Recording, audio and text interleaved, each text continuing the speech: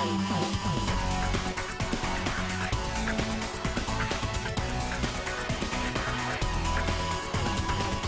right, welcome back, ladies and gentlemen. Now it's time to dive into our second series of the night, one that should be much more competitive, at least on paper. It's going to be X6-Gaming going up against Runaway. Yeah. See who's going to be advancing into the winner's match on the other side of the spectrum in Group A. This could go the distance. This certainly could go to Game 4, Game 5. This could be a really close series. We don't know. We just know that Combox dominated two teams, or sorry, not Combox. X6 dominated two teams, Combox and Metabellum. And that's all the data we have on them. But their pretty deep run through Season 3, I think, is enough to give them extra respect going into this one. And you have to say Runaway is the favorites just because they faced off against harder opponents, you would say, in both Lunatic High, of course, and MVP Space in their group. Barely got out. They have the weaker score line in terms of groups, but also they had the harder group, so that's to be expected. Yeah, it is hard to judge because they were granted that 3-0 victory from LW Blue, also leaving, very much like Convox did in our first series. But so we don't have as many data points. But you did mention their deeper run in Season 3, you know, famously beat Envious, then were absolutely destroyed by them a bit later on. So they've shown us ups and downs for this team, but so far it has been a lot more consistent for them. But Runaway should be the favorite coming into this matchup, especially once we get down to the rosters, which we'll be introducing in just a little bit. Yeah, definitely so. And it's exciting to see who's playing what on Runaway because they haven't fully decided their roster. I think the roster they defeated MVP Space with should be their main roster. It's the one they've had most success with it. Yes. Even though on paper they're all playing off roles a little bit and they're not as experienced on those heroes. So that's a big question for me is going deeper into the tournament, how long can Runaway make this work is the big question. Yeah, and that one's just, unfortunately, we're not going to know until something goes really awry with this roster. So we're still likely going to be seeing Hoxall, you know, swapping over to that Lucio and then going for the DPS when they start operating with the, triple DPS going through. So they haven't really found the footing that they want to maintain. So they keep experimenting with different things, but so far it has been working out with them as long as they maintain, the same roster with Tizzy starting off. We still haven't seen Kaiser. Let's go ahead. I'll just spoil it now. Kaiser is not going to be starting off. We could see him throughout this series if they decide to swap him in, but so far we still will be deprived of Kaiser. Unfortunately, XL Cox is what that says. Wow, whoa, check it out. That's some Choi Ho-bin action right there. This is not safe for work material. Says, the Marine is the best, and then at the top left it says awesome. Why is he not entirely covered sure. in chicken pox or blood? Maybe he's sick today, and he still came into work. I don't know. Could I didn't talk to him earlier. So this is a big fan of the YBT. We call him Yongbang Tang, the other analyst for the Korean side of things. This guy's just got a laptop. Well, this is like a parody of like spam text message you get for ads, but it actually does. It's like actually an advertisement for their fan page, but it's like it's satire on spam text messages that you used to get in Korea on old flip phones. It would look like that with the weird like wingdings looking font. So it's the most expensive sign we've had in the audience, I think, since the incarnation of Apex, since we brought this all together. The URL is Gilly is best, so it must be a Gilly fan. A lot of the X6 fans think Gilly is the most handsome. Are they gonna dance? They're waiting to synchronize it, I guess. All right. Oh, hashtag Korean esports. I'm gonna give that one. She dances and then covers her face. I'll give her a 7 out of 10 for effort, but the dude he gets like a 3. He wasn't very good. Yeah. He wasn't ready to go. She started. He was like a little too hesitant. Bit, And then it didn't really deliver for me. Definitely. So he needs to step it up, come back next time, and we'll give him another score. We'll see if he can improve. Yeah, maybe his he can go in the Dancers loser match, see if he can find his way to the Dancers final series there, to see if he can go on to the round of 4. Yeah, probably not going to happen. Probably, likely. Maybe he just can dance with the Combox players. So. I think we're getting our match set up ready at the moment, perhaps a technical issue of some kind. But yeah, I think that this is really going to set expectations for X6 going into either the winners or losers match of the rest of this tournament, because that group was really just ruined by LW leaving the group. So no one is really going to know what the rest of the teams, well, the two teams we're seeing tonight, right? No one would have known where they sit until after today, so that's why it's really cool actually to get both of them on the same match day here to kind of set the tone for where their skill is at the moment. I mean, both of these teams want to look as dominant as possible because likely waiting for them on the other side of the spectrum is Lunatic Kai, who picked GC Busan as their opponents. So, I mean, there's actually a very realistic possibility that we get Runaway versus Lunatic Kai yet again as our winners match. The winner, be one of the first teams to qualify into the playoffs. So that could be quite hype that we have coming through in the future weeks. But for now, seems like we are ready to go ahead and take a look at our teams. 자, 4등입니다. 막상 맛집 2위를 선택해놓고 마지막에 뽑고 있잖아요, 지금. A조에서 이미 결승전 한 느낌인데 더 무서울 팀이 있나요? 같은 조였으면은 여기가 아니라 승강전 준비하고 있겠죠 뭐. 꿀조로 올라오신 분들은 뭐 한 게 있나요? 꿀도 빨 수 있어요, 꿀이죠. 한 경기를 덜 뛰은 팀 입장에서는 별 전략 노출이 없이 많은 이득을 보고 많은 전략 연구했으니까 지금부터 보여드릴 게 가장 많다고 생각해요. 이번에 버프를 먹은 영웅 정크렛, 로드호그 이 두 영웅이 모두 우리 팀에서 원탑이에요. 지금 세체 정크렛, 로스화이트 선수가 있기 때문에 거의 폭주기관차급으로 이제 밀고 갈 수 있을 거고요. 우리 팀 보고 패치한 것 같아요. 솔직히 우리 팀 팬인 것 같아요. 나중에 사인 한 장 보내주려고 제프한테.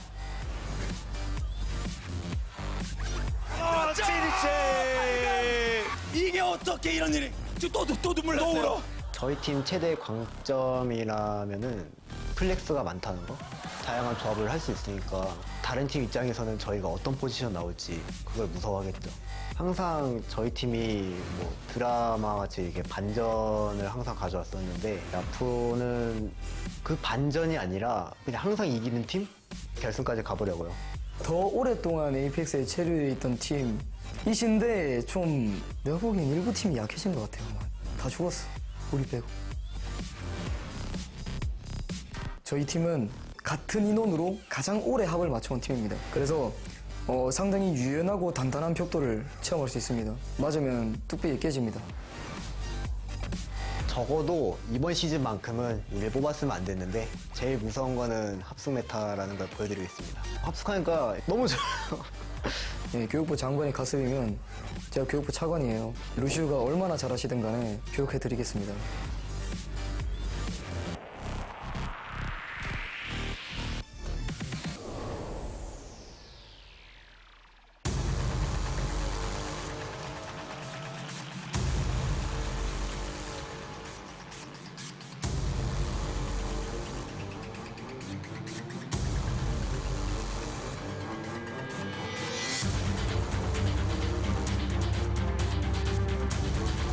Overwatch Apex Season 4, energized by X6, quarterfinals.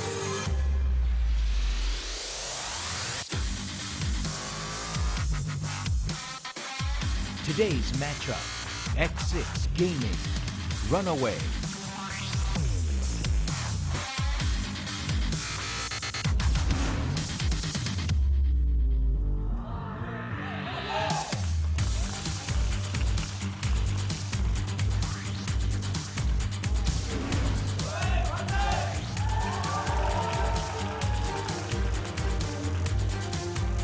And as you might expect, Runaway going to be having the fan base here really out to support them here today. X6 have been growing one. They've also been extending into other esports titles here in Korea. So the org as a whole is getting larger. They're building up that fan base, and they're looking to move forward past Runaway into the winners match here today.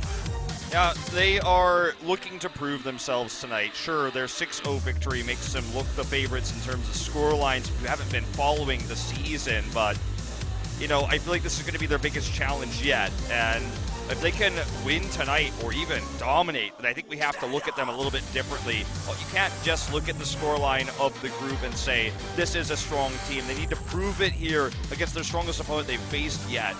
They could have proved it against LW Blue if they were in the group, but their departure means this will be their first tough opponent, and we'll see how long the win streak goes as we head into this one. And the thing that I liked there was Gilly actually talking about how them not being seen for that third match is actually an advantage because they can hide strategies. So maybe we'll be seeing some of those surprises here today versus Runaway. Runaway, who also, they said they don't want the dramatic comeback. They want to just be dominant from the start, close things out cleanly. We'll see if they can do that. So let's go ahead and take a closer look at the rosters and even get a couple of those highlight clips as we start things off with X6-Gaming. X6-Gaming.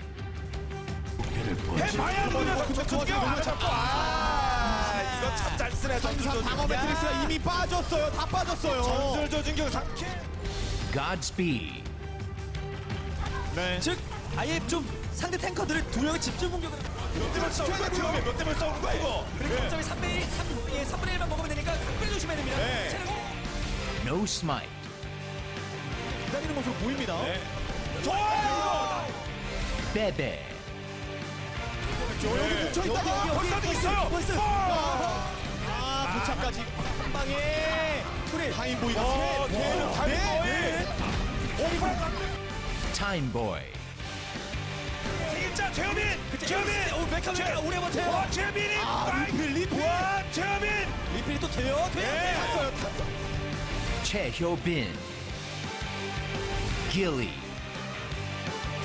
X6-Gaming.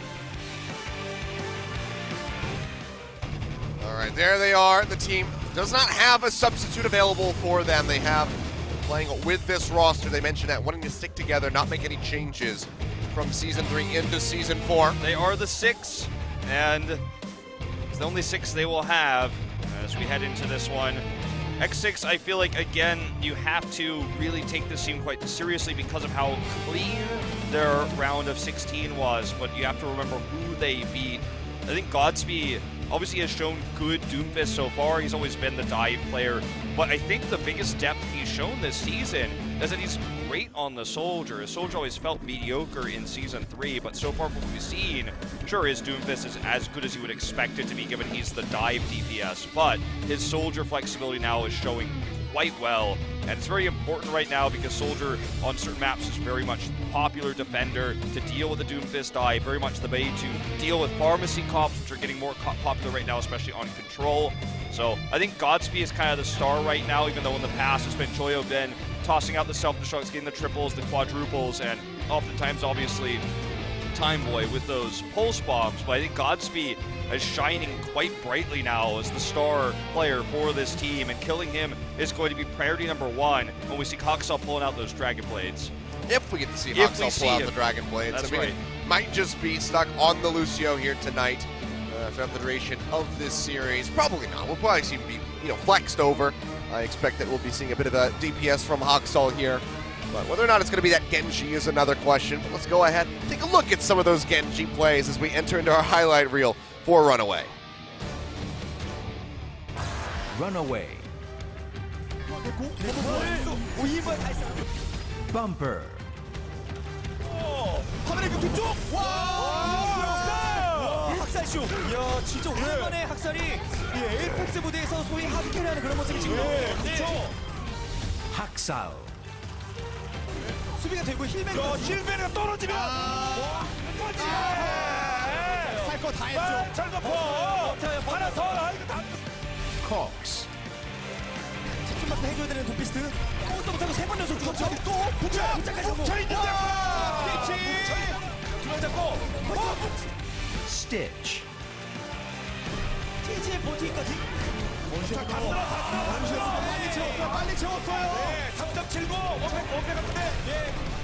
TZ. Janu. Kaiser. Runner. Runaway. All right, we had clips for pretty much everybody there, other than Runner and Kaiser, who is all Runner once. Kaiser, so far, not here in Apex Season 4. That is right, and see Runner on camera right now as he's going to be setting the strategies here in place. So Donna will be in the captain's chair yet again. We don't know if he'll be playing the Lucio or the Diva. We do know the starting roster, of course, as you mentioned already, does have Kaiser on the bench, does have Runner on the bench, in this case in the booth, and he serves both as a coach but also a player. similar to Kai on Envious. Do you want to compare him to somebody? Kai never sat in the chair, but many argue should not have, but he did that one time.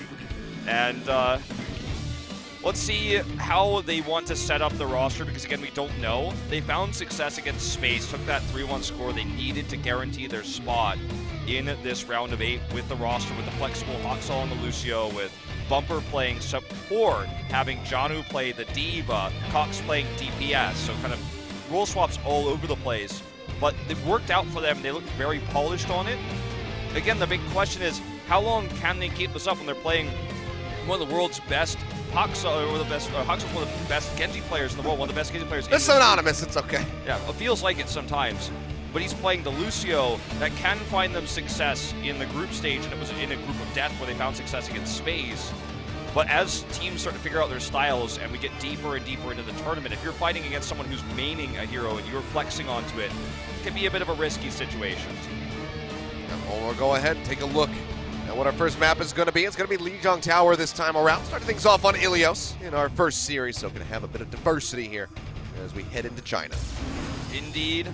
So, will very likely be Pharmacy coming out from X6 on the outer maps, where we do see that Godspeed Bebe duo do quite well. Bebe very famous for hitting multi-man reses very consistently. Probably his most famous role until recently, where he had those incredible Zenyatta plays with the right clicks, getting those insta-picks. I wouldn't say this map favors one team or the other particularly, but I do feel like it gives X6 to get the opportunity to use a little bit of Pharmacy, which is always used more on Control than any other map type. So we'll see if they can make it work. But this is going to set the stage for how this series goes. And the first time X6 hits an opponent this difficult, this experienced in Season 4. So I think momentum is very important. If X6 can take this first game, I think the series could be blown wide open. If they cannot, we'll have to revisit and discuss it more then. Yeah, need to have a better showing than we saw from Conbox. I mean, they started things off, got that round win, but it started to fall away from there. Good moments on Numbani, but outside of that was very much just kind of fell to the wayside. So we'll see how well X6 can start things off in this series. For now, we do have a bit of an audio issue.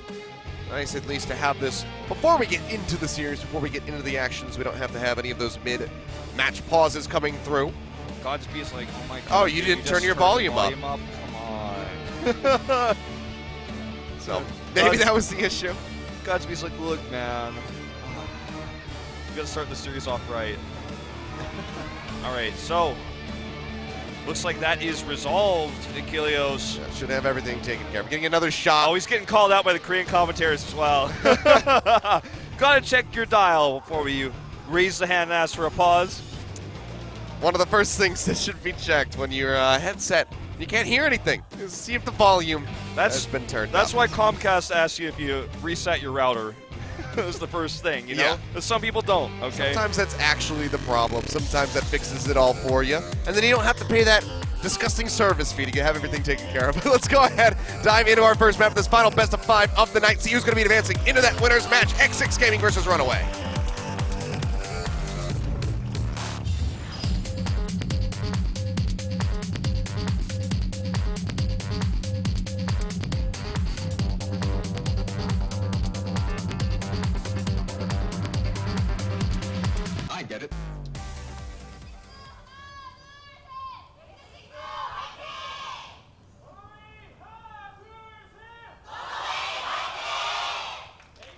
That guy's got that bass in his voice. Leading out the cheer. Yeah. And, of course, as you might expect, the majority of the audience is going to be fans of Runaway. Oh, man. Trolled is OGN production here. Hoxall listed as support today, but has the Genji locked in. They could still swap it around. Yeah, we got a couple more seconds. We'll be seeing those swaps come through, so it seems like Janu's going to be on the Diva, Hoxall on the Lucio. So this is the new lineup of Runaway. This is consistent with what they showed us actually going into that final match against MVP Space. We are going to see Godspeed on the Pharah as expected. So this is again one of the strengths they can play to here.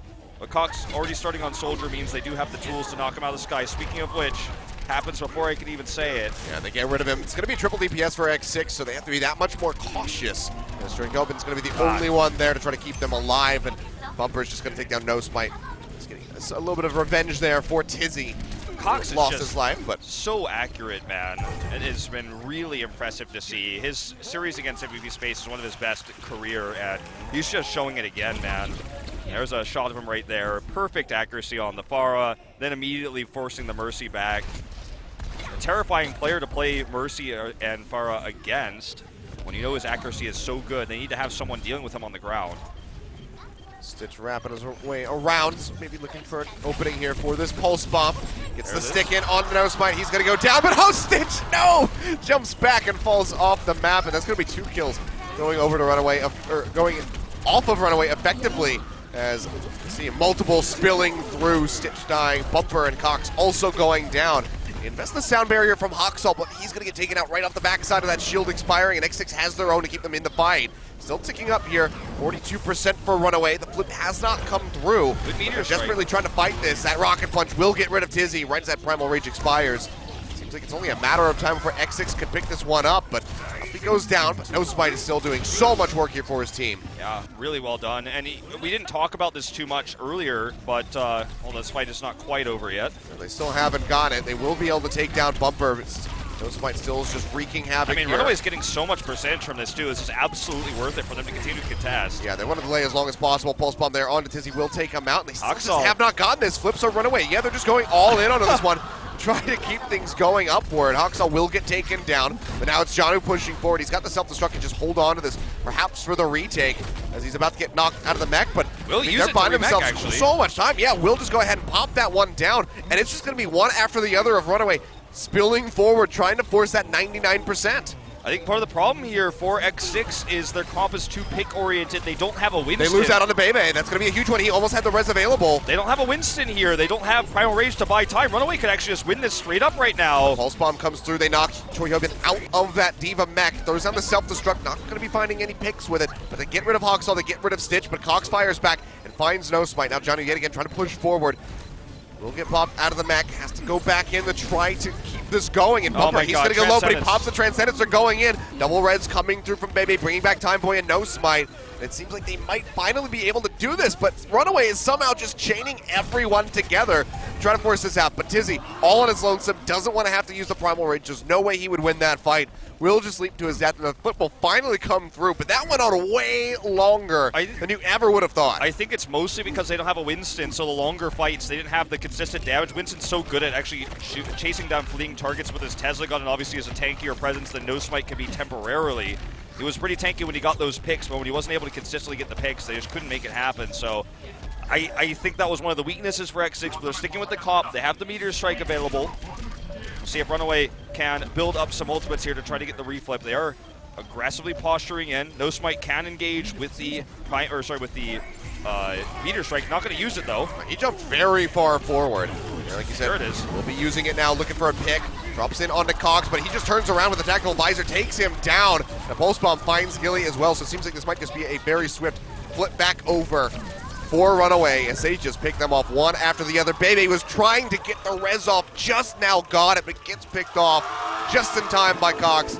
And that is going to be Gardens going over to Runaway to start things off. Phenomenal round for Cox, specifically dealing with the Pharmacy so well in the early game, getting them that first flip, then just having the Winston meant they could hold it for so long.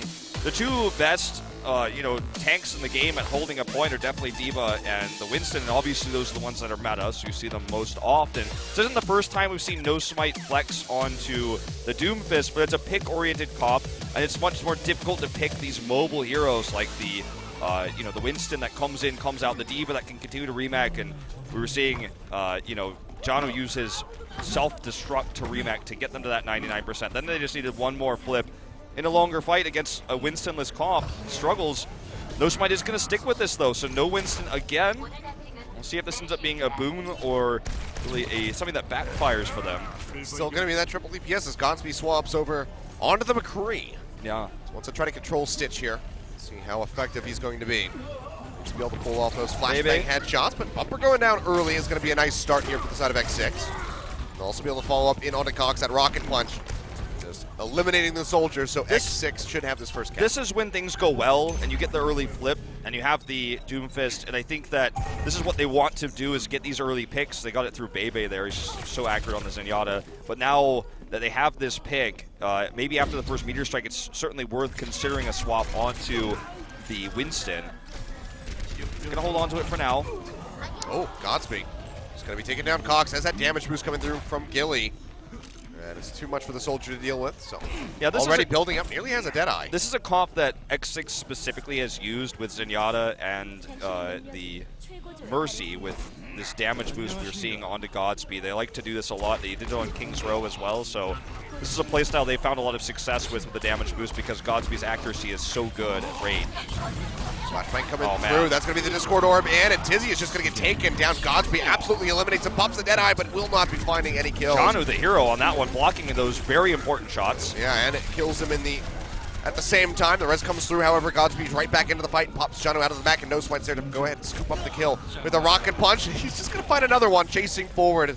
Cox will go down, and Runaway is really struggling to try to get in onto the point. There's just a stranglehold here from X6. I feel like Godspeed is just doing so much extra damage, they can't actually break through, and Tizzy's getting picked early. Janu's having to use his defense matrix early. And this comp feels like a win more comp in a way, because when you get the first pick, it's just so easy for No Smite to clean up the kills. If they start to lose it, and it's a longer fight, that's where Runaway wins out. But so far, they've been getting those picks consistently with this Doomfist. Well, that's going to be the attack visor out here from Cox, but there it is again. Just fist to the face. He'll go down. And now Meteor Strike coming through here from No Smite, looking for a target, looking for Hoxall, but he's a bit too elusive there. Keeps himself alive, at least for the moment. With the help of that sound barrier, No Smite will be taken down out of midair. Look what happens when he can't get picks, when he's not in the fight. When the longer fight comes through, Runaway wins the longer fight. They have more sustain, they have a larger health pool, and now Tizzy has the Primal Rage on top of it all. So not the 99% X6 we're looking at. I would like to see the swap, and they do. They put Godspeed now on the Doomfist. They swap the Winston over for No Smite. I like this. Use this tool to get as much as you can with it with the early pick. Hold on to try to get 99, then make the swap. You have so much time to build ultimates. I love how X6 is playing this. See, they have plenty of time to work with here. So it's only 22% available for Runaway at the moment, but losing out on the No Smite right off the bat is not going to be doing them any favors, and Choyhovin's going to get popped down. He goes down as well as Bebe, and it is just going to be the killing fields here for Runaway. They just scoop up X6, sweep him under the rug, and the remaining members are going to be hightailing it back over towards that spawn. Runaway just needs to do this without using very many ultimates a few more times. So this is a common thing when you're approaching with no ultimates to try to take a point. You're trying to build for those X6s getting close. But what you want to do is bait the ultimates out of Runaway, and Runaway is holding on to them like it's all they've got. So far successful. They will pop out the Transcendence this time. Yeah, just get thrown down there by Bumper to try to stay in the fight. Now Bebe answers with his own. Trying to get control over this point yet again, but Runaway has that sound barrier thrown down by Hoxall to help keep them in the fight, help keep this percentage ticking upward. Time Boy not going to be finding anything with that pulse bomb, kind of wastes it out. And Bebe is going to go down right after Time Boy. Now Godspeed, now No Smite. Runaway yet again are just picking them off one after the other. I think this is a big win for X6, though. They forced out really important ultimates to be used. The support ultimates both gone. Self-destruct and Primal Rage, where they are holding onto those big tools. They can use Meteor Strike to engage. Gilly will likely get that sound barrier in a longer fight. So this is exactly what X6 wanted to do. Sure, they wanted to flip the point, but getting those ultimates is the next best thing. And now they have that ult lead to just try to get the last flip possible. Play this out well. Going to be tied right now at 91%. Runaway ticking upward, looking for the victory. Godspeed goes in with a seismic slam, has the punch drawn out, and finds the hit in onto Hoxall. Goes immediately into that Meteor Strike. Tries to find the pick off. Discord Orb is available there onto Cox, but actually two come through. They will be able to tag this. Near C9 coming through there from X6, but they make it in. And they should be able to get this flip as it's 99%. Stitch is doing his damnedest to delay this as long as possible, but he runs out of dashes, and that's going to be it going over to X6. Runaway have one more chance to get back in here. Yeah, they will get the flip. They have one more chance, as you say, because it wasn't 99, it was 92. But they used all their ultimates. Runaway tried to compete with them. It's going to be one support ultimate apiece for these two teams right now. This final fight will decide everything. Now this one's going to go. The punch comes through. They already get rid of Tizzy, and now Gilly's going to throw in the sound barrier. Transcendence by the traded. Transcendence. Yeah, Bumper trying to keep everybody topped up, trying to get in on top of this point to get this cap. But you see that pulse bomb goes through, but they try to pop Choyhoven out of the mech, but they just can't do it. The Transcendence is there from Bebe to keep him topped up, and that is going to be one after the other. Everybody going down on the side of Runaway. Tizzy just now getting back, tries to leap in, but it's just not fast enough. And Control Center is going to be going over to X6, so we have to push things into Night Market to see who is going to close out Lijiang Tower with a victory. This is such a cool style. To put No Smite on the Doomfist, look for opening picks. If he fails, you can switch to the Winston right away. Have to keep trying to force it to work like they did on the first round, but they get the picks, and they consistently get the picks, and until they stop getting the picks, they leave him on it. And if he can just keep killing those DPSs, keep killing the supports with the Doomfist, maybe they just get the full 100-0. The second they lose control, they use all their ultimates, and then he switches back to the Winston. They fight the longer fight. And sure, they could have just done it from the beginning, but this is clearly working for them. They're going to do it again. And in fact, this time Godspeed will be on the Genji, so it's been kind of like all three types. Hello? Hello? Okay. He's looking for an opening pick, but Cox is a little bit slow today. So the choice here is definitely heavy dive, very explosive. If this fails, it is going to look silly, but the idea is still really strong. Looking for those backline picks, approaching very early. Actually going to try to swing around it through this room. Cox pushing forward here. Get Boop back. A bit of poke damage here. Stitch has gone down, as has Bumper. Beta yet again has just been assassinating the enemy Zenyatta. Really kind of an unsung hero so far of X6 on these last 2 rounds. And again, finds these opening kills. That's just effectively the team wipe coming through as they get the first cap yet again. This is so cool because, like was said in the interview from Gilly, they had strategies they had prepared they didn't have to use in the group stage, and I think this is one of them. The heavy dive openings with triple DPS, only using D.Va as the main tank, getting those opening picks. And you could tell, even though he only showed up in the kill feed on the Cox part of it, you could tell No Smite did the majority of that damage. You could tell by his ult percentage. You could tell by the shields that were on him when we saw the camera shot of him there. Speaking of which, he's going to again look for this backside pick.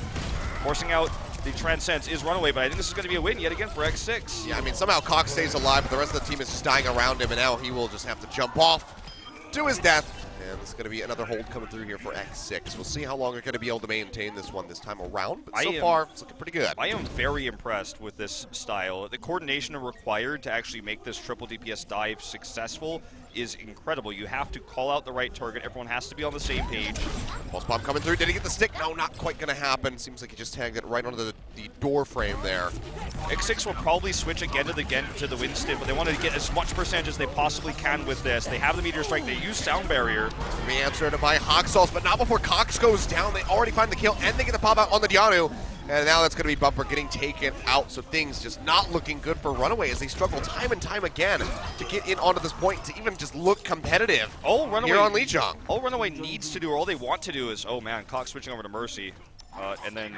Oh, they're changing things. Cox is going to be going over to Lucio. Hoxall on the Genji. This is not working for them anymore. They're going to make the switch. This is what I was worried about for Runaway. This is what I was worried about even when they defeated Space with this lineup, is the coordination and these players playing their main roles versus the flex roles might lose them the shorter battles when these picks come through. I mean, this is a really... Yet again, Bebe! I was going to make a point, but screw it. He just gets taken out yet again.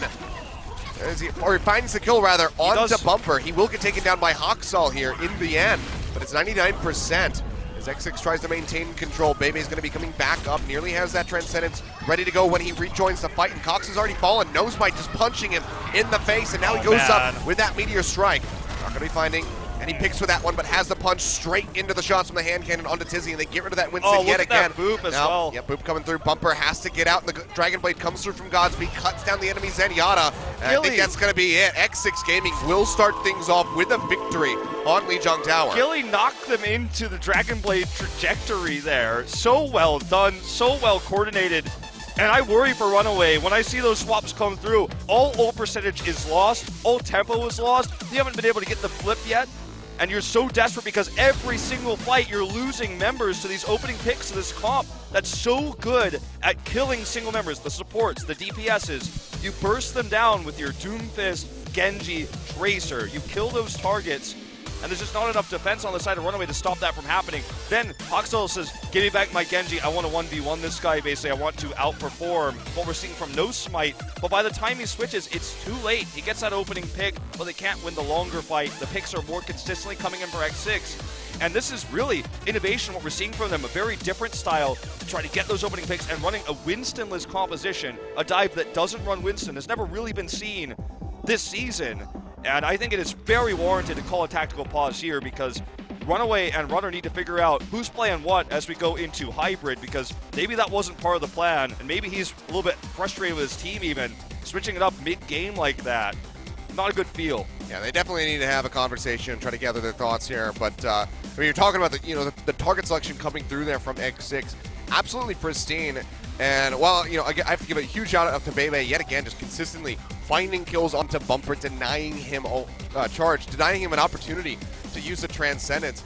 No Smite as well this time around with that Doomfist was absolutely instrumental to their success, because at the start of every single fight, No Smite was just punching Cox, getting rid of him, and then that cripples the entire team from there. I mean, the other thing too, you go back to Bebe, is he's one of the cruxes of this composition too, because he's probably the one who's making the call. He's poking everybody right at range as everyone approaches. Someone gets low, he discords them and says, look, I've got this guy at half health.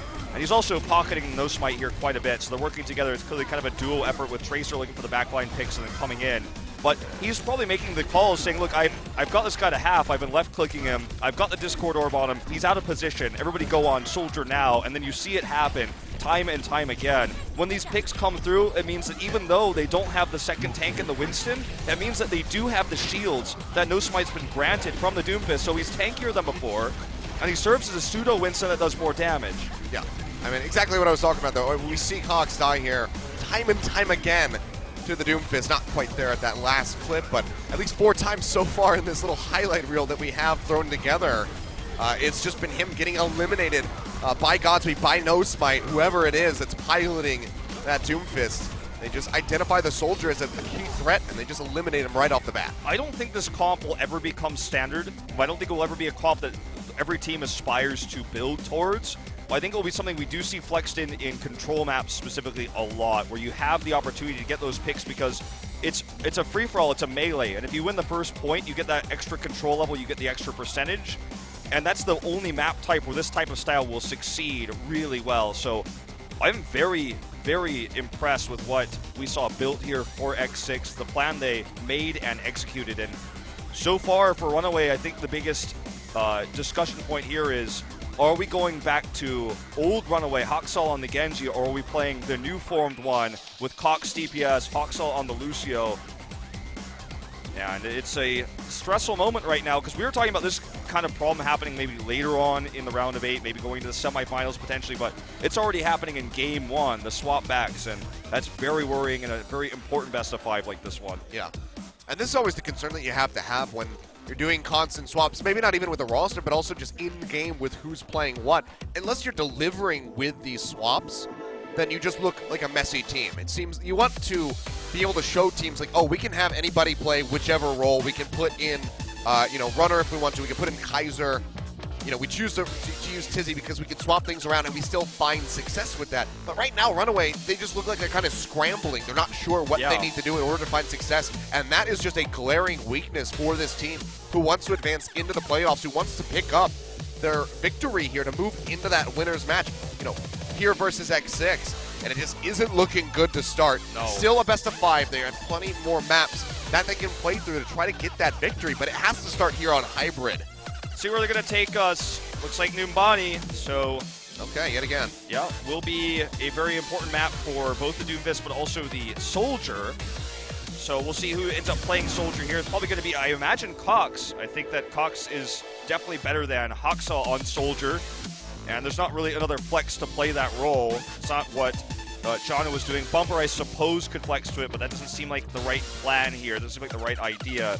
So I think that we will see the new age comp. We should probably come up with a new name for this. I guess the Haksal Lucio comp will be very likely the choice here, I think, since they are bringing us to Numbani. We'll see what happens, especially from the side of the defense, if we're going to have any cheeky plays coming through. We saw the Junkrat in our first series. Maybe we'll get something like a Torbjorn here. But either way, Runaway going to be looking to fire back, put a win on the board, tie things up 1-1. Otherwise, X6 might be moving the match points. So let's go ahead and jump on to Numbani.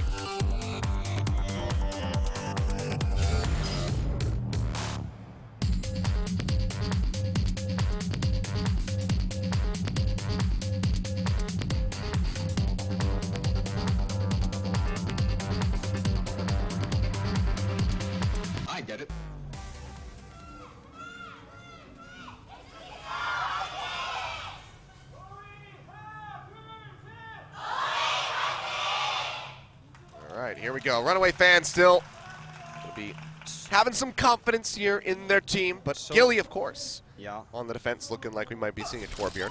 Also, Haksal on the Genji. So this is, you know, what I was talking about with the soldier, et cetera, is obviously going to be more important for defense. While on the attack, it makes sense to put Haksal on the Genji to run the dive. I think Choyobian is just teasing us a little bit here. He has played some Roadhog, I remember, on Dorado specifically in the past, but I think he's just doing some fan service here. And will go home and switch back to the Diva. So Godspeon, the Junkrat, though, could be a realistic option on defense, on the choke points there, especially on the top. And we'll see where the Torbjorn turret gets placed. This is a risky comp by X6.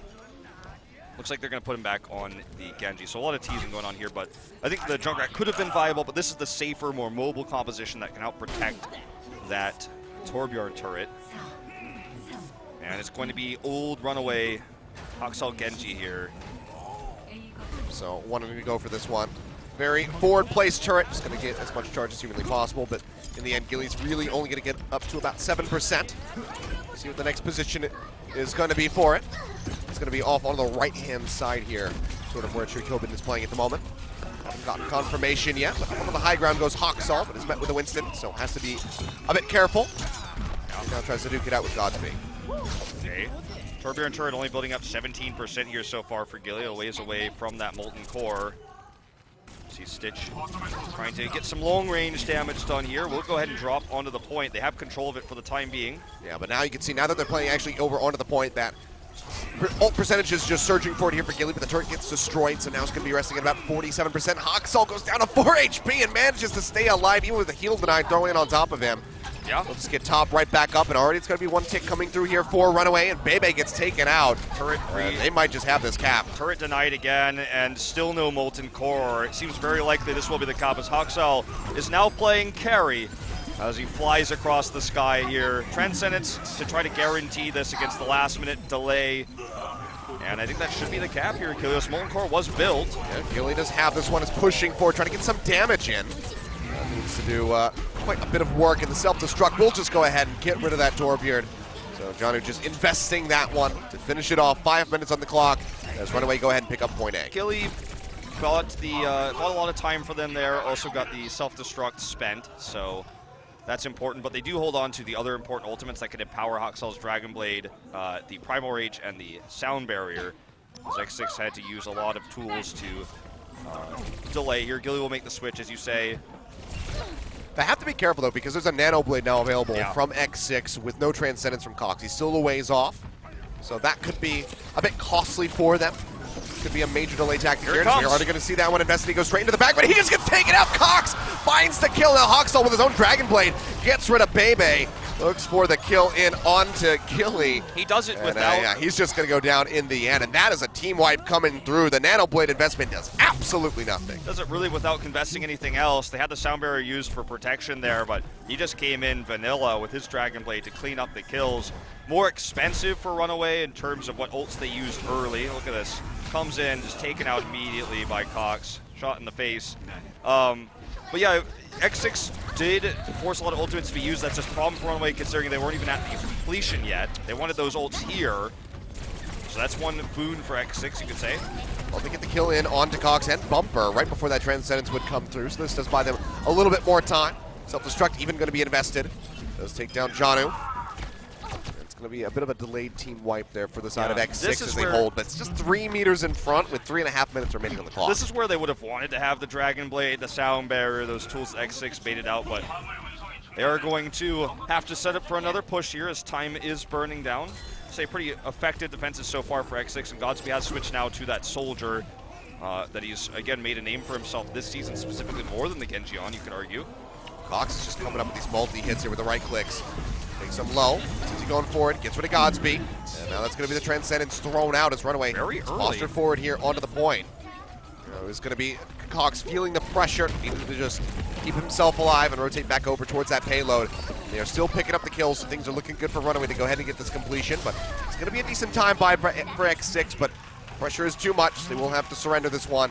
It's going to be a nice 4-minute, 10-second time bank remaining here for Runaway to try to get this completion on the C. Well, so far this has certainly been working well. Sure, Janu's not playing his main, Lucio. Bumper's playing that. Cox has been a fantastic DPS in hit scan, but he's playing Zenyatta, which serves similarly in terms of what projectiles do, and he's been doing very well with it. So this has been a great comp for them so far. A big miss there from Stitch, but he still finds the kill in the end. Now Dragon Blade out from Hawksall.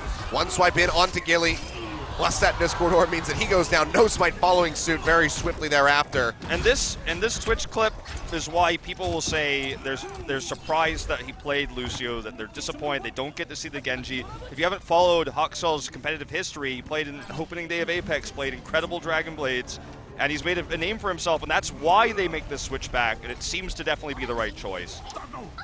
Last ditch efforts here from X6 trying to hold on. Sound Barrier comes down from Runaway. X6 haven't invested their own from Gilly quite yet. They're holding on to this, waiting for that Transcendence to go down from Bebe. Godspeed draws out the Tac Visor. Already gets one in onto Hawksall's, looking for so much more, but has to go ahead and peel back from that self-destruct. But actually, they still get the pickoff onto Gilly. Now Bebe going down as Stitch finds that. No supports available, and he didn't even get to use the Sound Barrier. But it seems like it's still going to be Runaway looking to kite back. They lose out onto Tizzy and Stitch. They want to regroup. They have plenty of time. Huge win for X6 that they used the self-destruct there. Not entirely sure. Might have been just a coordination mistake here on the side of Runaway. Maybe Janu thought they were about to go and contest again with a Primal Rage, so wanted to remech there. It was not the case, but this is a big win for X6. Runaway had a huge time bank. It's definitely going down now, and building that self-destruct will take a large amount of time, Achilleo says.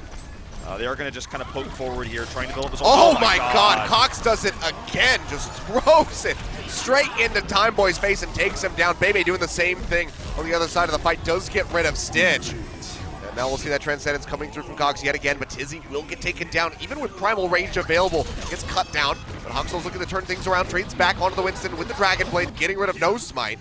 Self-destruct invested from the side of X6, not going to be finding any pick, but Choyhoben is able to make it back into the mech, and now we'll see the Sound Barrier thrown down by Bumper. And it seems like they want to take the fight right here, right now. Tac Visor yet again available for Godspeed, will pop that one out. He's looking for a target, but everybody is just ducking around the corners and into the buildings to try to keep themselves alive, but Bumper will get taken out, finds himself stuck on a tree.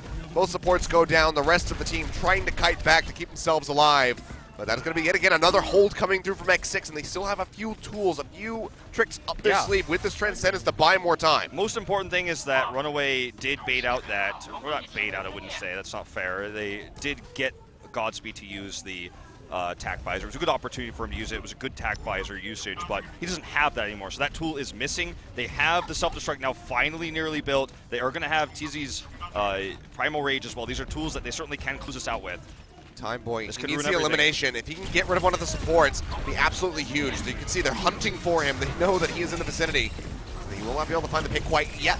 Choyhoben gets popped out of the mech by Stitch. They will be able to fire back to get rid of Jano. No Smite used his Primal Rage. He survived so long. But Tizzy finishes off Choyhoben. Now Godspeed going down as Hawksall goes forward, has the Dragon Blade ready to go, and Time Boy has to kite all the way back towards the spawn. Swipes coming through. He's trying to get in onto Gilly, but he manages to stay alive and makes it into the back room. But now the payload is moving forward, and that's going to be the Transcendence popped out by Cox. Bebe goes down. Time Boy as well. The delay tactics are being eliminated for the side of X6-Gaming. Now it's really just on the Choyhoben. Was able to get the consume onto that pulse pump. That's about it. He's popped out of the mech, and that could just be it right here for Runaway to finally get the completion. 26 seconds remaining on the clock. As the Sound Barrier comes down, they will get it. But pretty heroic defense by X6. That started off with 4 minutes, 11 seconds on the clock. I mean, that was a really great defense. They used their ultimates so efficiently. It was very difficult for Runaway to get completion there. But it's not the time bank they wanted either. It was not the time bank that they might have, or you could argue, should have deserved, considering how fast they pushed towards point B. The delay tactics were real when they used the Torbjorn. It worked decently for them. So now, I'm wondering, are we going to see the Neo Runaway now for defense? Because they need a good soldier player, you would imagine, against Godspeed's playstyle. So will we see the swaps? That's the question I'm wondering here. Looks like maybe not. Maybe they just run the Ana Torbjorn. They're just going to show us this one yet again. Okay, let's watch that one more time, yeah. Just to watch Cox just pick them off one after the other. I mean, it makes sense that he'd be good at a hero that uses balls. Well, very indeed, and he's been quite good at the ball flinging for quite some time. He has played a lot of the Zenyatta. That was his new main hero. So this is what I didn't think that Runaway was necessarily capable of. As you got to clean the mouse, man. That's why they didn't hold it. So the mouse was dirty. I think that this was something that we were all wondering if we would ever be able to see, because we have seen Bumper play Soldier before, but very rarely and not very successfully. And you and I have been talking about this for days, Atlas as well. We've had quite a few discussions as how will Runaway play the triple DPS Soldier on Numbani, because we didn't know who would play the Soldier. We're like, well, Cox could play it, but then who's doing the main healing? And as it turns out, it's going to be Bumper. So they're going to run this Lucio-less on the defense here with the Ana. And Bumper has a lot to prove with this, but if he can make this successful, then I know that Runner has been practicing this with Runaway, and they know that the triple DPS is viable even with this new roster. But Bumper will have to prove himself, show that practice that no doubt Runner has been telling him to put into the Soldier. Either way, going to be Cox operating here as the solo healer. He can have a performance like we saw from that Zenyatta, that should be in good hands. The rest of the Runaway roster here. Big heal deny coming through from that biotic grenade. Yeah, that's exactly where you want to hit it, in that choke point, man. That's dirty. Yeah, he's able to go ahead and keep Janu topped up. Keep him in the fight. Sleep Dart thrown out, kind of blindly, just looking for a target. Will not be finding much now. He's under pressure, has to drop down onto the low ground, where Bumper has fallen. Timeboy scoops up a second kill, getting rid of the enemy Ana, now popping the mech. And this could be Runaway just surrendering point A very swiftly. 3:15 on the clock. Yep, that's going to be the cap here in the end. Well, the protection just wasn't there for the Ana Soldier because they were going in so deep trying to use the Ana last second heal delay. denies. And there it is. So they were trying to use the Ana grenades to kind of control the that little choke point, right, little hallway, and they were trying to hope that that was going to be enough heal denying so they could win the fights very aggressively positioned, which is not normally what you do with a Soldier comp on this map. You usually spread out and play a longer game, but you know, it's Soldier with the Genji, so that's why it's different. But it ended up failing there at the end of the day. You're going to see Hoxall going for the Dragon Blade. Finds two just off the dash, then cuts down Bebe. They follow up, and that is just going to be them getting thrown into the dumpster. Choi Yobin, the only one walking away with their life. Runaway will be holding this payload here quite firmly, and it's only just the one investment there from the Dragon Blade. Yeah, really efficient hold here from Runaway. That was very well done. Just knowing, Hoxall just being such a good Genji player, knowing that in that choke point he was going to get maximum value out of the Dragon Blade there with nothing to protect X6. Very well played. Stitch now poking around from the side, throws out that pulse bomb, but will be consumed by Choi Yobin. Defense Matrix nicely timed. Making Stitch like hell right now, in fact. Cox and Bumper now going to be falling down, so no supports available, so X6 might be able to transition into a very aggressive push, getting quite a bit of distance in. As you can see, the pickoff still coming through. Tizzy will get taken down in the end. The Discord Orb helping do so much work onto that Winston, and now X6-Gaming will get this payload moving, and they nearly have the big six available for them. Yeah. With Timeboy very closely behind on another post bomb. If you compare this to what Runaway had to use to before they could actually get to the completion on B, it was really unfortunate because they didn't have all those tools to actually shove it over the line. The X6 will have here because they didn't need to use their ultimates in order to get that last fight win to push through the streets phase. Support ultimates, however, are almost ready for Runaway. Those are going to be two really big ones that can empower Hoxall's next Dragon Blade to go for the hold here. But the pressure here onto Cox just forces him to use that Transcendence. Pulse Bump's going to come through, but it doesn't have the stick. It would have been nicely timed. Other way, he's not going to be having it. In the meantime, Godspeed with attack visor drawn out, just firing away. Let's be careful. He'll stay alive here, but not going to be finding too many picks for himself. But the rest of the team is picking up the pieces there as Hoxall and Cox both go down. Self-destruct will eliminate Bebe. Poor positioning there from X6's Zenyatta. Does get him picked off, but it seems like they're still in the fight. They want to get this completion. It's only 1.93 meters away. And that flick to the side. Godspeed just takes him out with the Helix rockets, finding the Tracer. He's so impressive on the Soldier. They didn't have to use everything to even get to this completion. Because, like you said, I think you called it out best, forcing that Transcendence early was so important. They could never even build for the Dragon Blade. Support ultimate's just never going to be as effective. And Godspeed was untouched in that fight once the front line started to fall down for Runaway. And when they lost the mech, the attack visor was incredible. This is such a great position now for X6. Still got to be careful. Got to really respect Cox. He just shows that he is just continuously trying to poke out, trying to get rid of Gilly at distance. Dragon Blade. Hoxall goes in, yeah, Dragon Blade drawn out, finds Godspeed, looking for a little bit more, but now he's under fire and will get zapped to death right afterward. No Smite will go down, so Runaway will be able to maintain this hold over the payload for now. Feels like a minor success. You shut down the push hard, you force them to reset, and you only use the Dragon Blade, so it's not like you committed everything. You will be able to build that Dragon Blade over the next 4 minutes of your slower hold. So I think this is, again, another really good game sense by Hoxall to know that was an opportunity for picks, and he shuts down the push with just one ultimate, not committing anything else here. Didn't have much else to commit. They're about to, though, because they didn't need to use much. Gonna have 3 major delays coming through, and oh wow, Baby and Killy just right off the bat gonna get taken down, and Godsby will end up killing himself. And it's gonna be Runaway very swiftly just killing off every single member of X6-Gaming. They can just leave Choi Hyobin to go ahead and jump off the map. Yeah. Looks like the focus for Runaway has been put onto Godsby. That's why we're seeing some of these clips where he's the one we have the first-person view of, and he's just promptly dying as everyone attacks him. So we'll maybe need to play a little bit further back. It's tough to at this little arc, though, because you actually have to get around the corner to get line of sight to do damage. So you have to play very far aggressively, very far forward. And Runaway is punishing that every single time, picking him off. And when he goes down, they just don't have the damage for the longer fight. Well, this is going to be Runaway actually taking the fight here to X6, and they actually kind of have them pushed away from each other. The pulse bomb comes through, almost finishes off Godsby. He's going to die in the end, but right as that Transcendence comes through, not going to be enough to keep him in the fight. So sound barrier answered here from the side of Runaway. Baby, try to maintain this control. He's had such a great night tonight, but that Transcendence being mistimed is definitely going to sting him. I mean, look at them. They're just contained in all the places that they don't want to be. They're being herded around by Runaway, being pushed into these tight corridors where Runaway doesn't even have to invest the ultimates to kill them. Yeah. They're just all grouped up, and they can just pick them off one after the other. Get these major staggers coming through. It could have been an amazing Dragon Blade, but he knew better. He knew to hold it instead. He drops the "You Were Not Prepared" spray, and not only did Bebe miss the Transcendence he needed to keep Godsby alive after he used the attack visor, but now he doesn't have the Transcendence anymore because he used it 1 second too late. That's an annoying missing tool here. The only window, that's really available here for X6 is that they're about to have a sound barrier, and Runaway is still quite far away from having their ultimates ready to go. So they need to try to get under this payload and get things moving very shortly. So they have the wraparound. Oh, this is such a good position for Godsby. When he's able to get into these places, he does so much. They don't have anyone on him right now. Yeah, Gilly's gonna get picked off in his back line. Actually, Stitch just goes in, drops in the pulse bomb, and kills off the Lucio. He's the one with the sound barrier available. Now Dragon Blade drawn out by Huxall, but oh, he gets taken down by Bebe right off the bat. Finds the kill. Says thanks there, that spray there on the wall. And now he's still holding on to that attack visor. Didn't have to use it. This is an incredible opportunity now for X6. Godsby is just so clever. It's where he's positioning himself. Instead of trying to wrap around the corner, he took the left side instead. So many ultimates here for X6 to try to get this completion. Minute 20 remaining. 26 is the time to beat. Oh! Pulse bomb goes through. That's going to be Bumper going down. Now Cox under fire will get taken out. No supports available for the side of Runaway, and Godsby has that attack visor firing away. Reflection coming through from the Genji. Helps buy some time, but Choi Hyobin finds a double kill in the end with a self-destruct. Gets rid of Huxall, gets rid of Tizzy, and that is going to be the completion here with a minute 34 remaining. All it takes is one good soldier position where Runaway can't dive him anymore, they can't deal with him, and Godsby does so much free damage.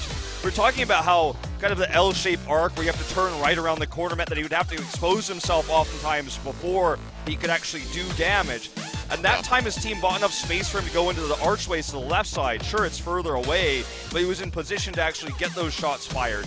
X6, not the greatest time bank, but a better time bank than what Runaway has. Yeah. So very successful push here, and very well coordinated, good protection, very good play by both teams. Runaway identifying the soldier was the problem, killing him very quickly. X6 identifying how Runaway was diving, and then positioning accordingly, getting the soldier into that archway where he was safer. And, I mean, when he got that trade where they dove onto him and he got the kill into Huxall, it felt like that was the end. I mean, it was over right in that instant. Yeah. And just to clarify, so as not to confuse, 134 after the time bump comes through for Runaway, so that's going to be their total. So just 34 seconds faster than we saw from Runaway, so still going to be very limited time banks here for either side. So X6 are going to be looking for the full hold here, no ticks going through over to Runaway. And you can tell that from the investment here with the Torbjorn. It was very slow to start for Gilly last time out, getting 7% when the first turret was destroyed. So we'll see how it's going to manage this time around. You can see he's already prepped. He's ready to start construction on that next one as soon as this one gets taken out. Certainly. So Huxall will yet again be on the Genji here. They're not going to run triple DPS. Yep, there it goes down. But it is going to be just the standard dive with Huxall and Genji that they're trying to bust down this turret with and just get the fast cap. It's very all-in because they don't have a lot of time. They got to be careful here. They have to play in. You can see that's why Choi Hyobin is just hovering around this front corner, making sure that it's constantly in contention. Huxall dashing forward, looking to build up, but he gets jumped on. Has his diva just sticking to him like glue, and Godsby is there to follow up with the kill.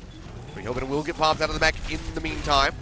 As Godsby is under fire, going low, trying to stay in the biotic field, but The Winston plus that Tracer coming through is just too much for him. He does go down, but it's still going to be X6 who are trading up with the kills. Certainly so. Stitch is going to look for a backline pick. Unfortunately, no one taking this route. Okay, this is going to be an opportunity for him to back cap it. He sneaks in, no one sees him, looking for the tick here. Going to be looking for it, but that's going to be the boost thrown forward in onto Nosemind, but he's all on his lonesome. He's going to get taken down, and now Cox is pushing forward here with the Transcendence, trying to keep everybody alive. Pulse Bomb comes through. So close. Godspeed and Nosemind have both fallen. Molten Core just now going to become available. Gilly's going to pop it immediately, pushes forward here onto the point, finds the kill onto Janu. Can he get more?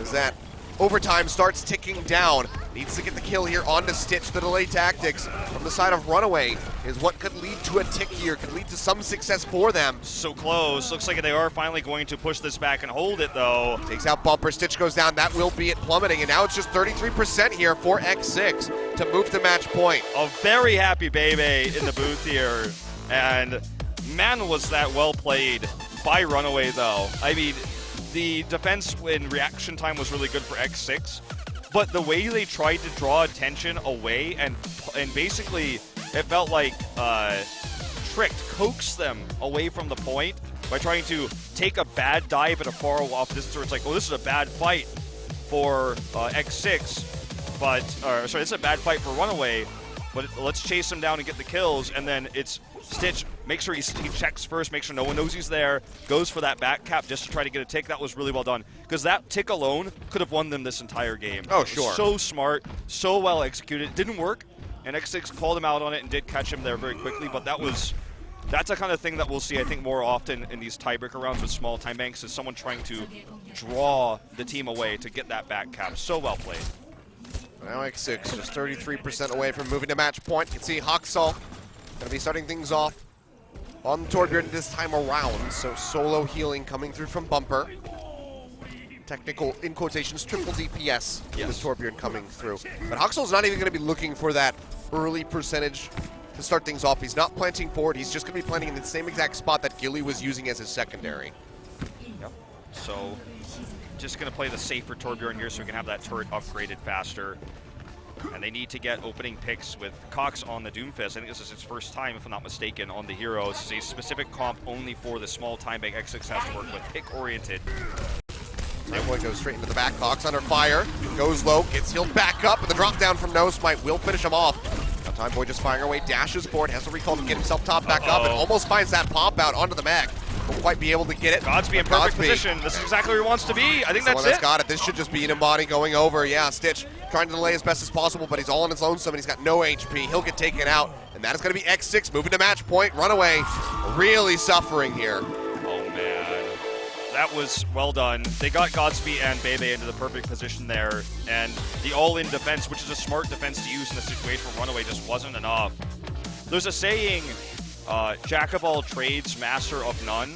And I feel like we saw Runaway, at least in this map, move back to where they were the masters of those heroes. Cox very good on the Zenyatta, was always a secondary support player.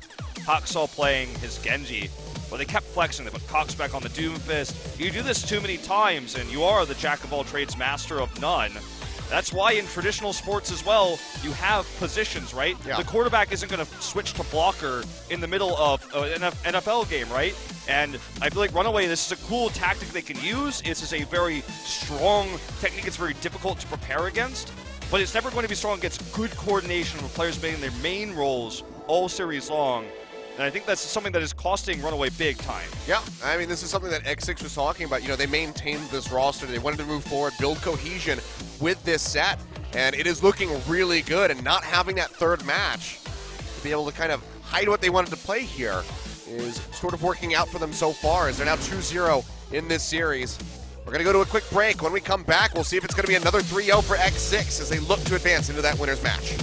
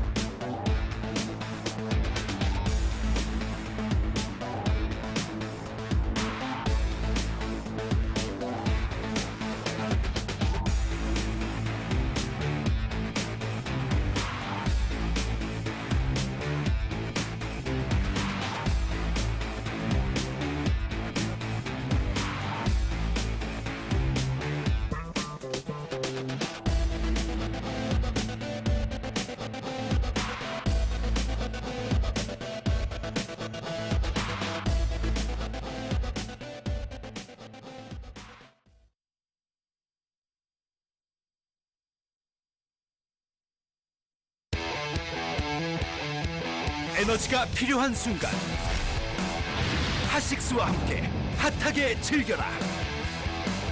올여름 가장 핫한 리그 오버워치 핫식스 에이펙스.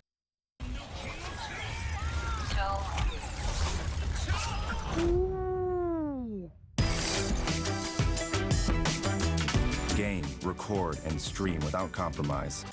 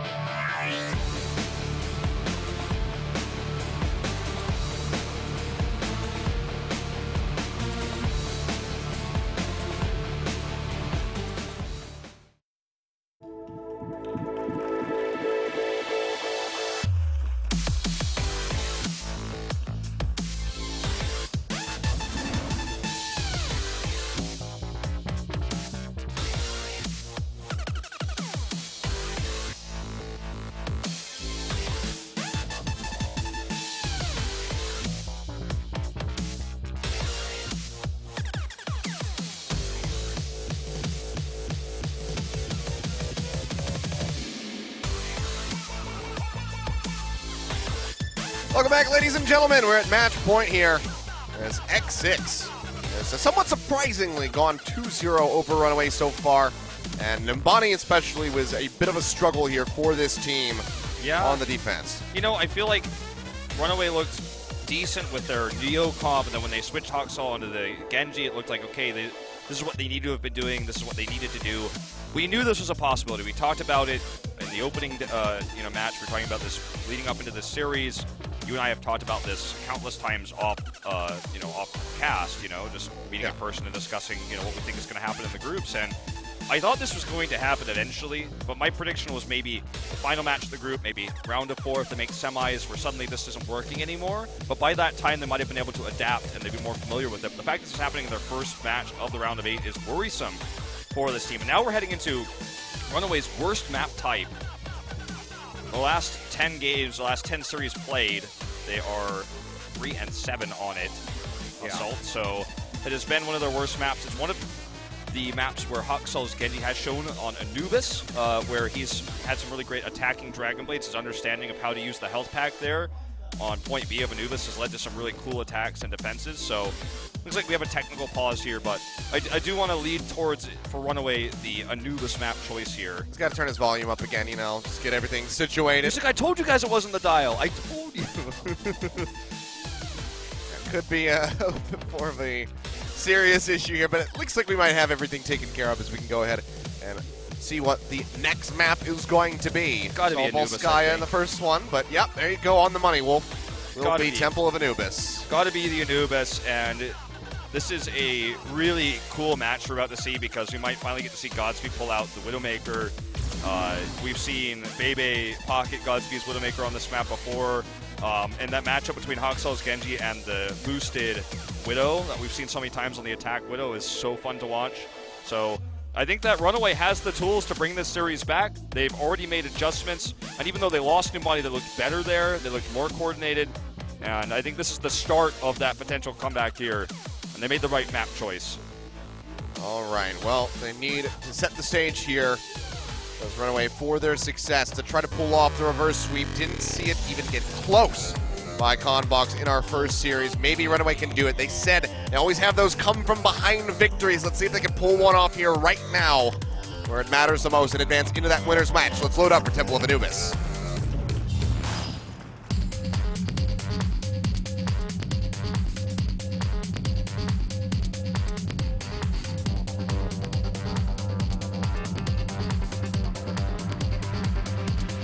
I get it.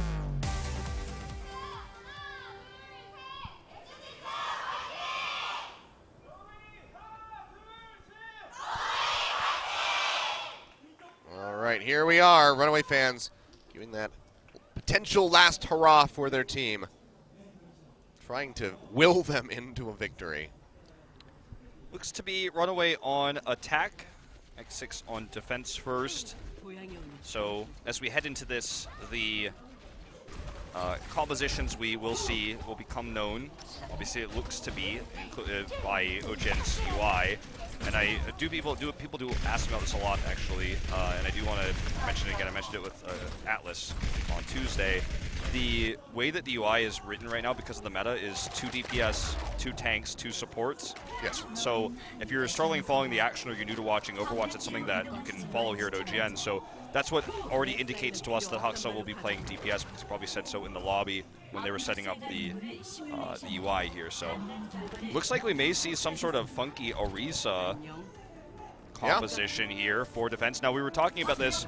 I talked to YBT about this. He told me he thought it was definitely going to be a sub-tank usage with the Winston, that it would be used on defense points like this. That's what he's seen it on so far, where you have the faster projectile speed. Choyben will be able to burn through Tizzy's barriers very quickly.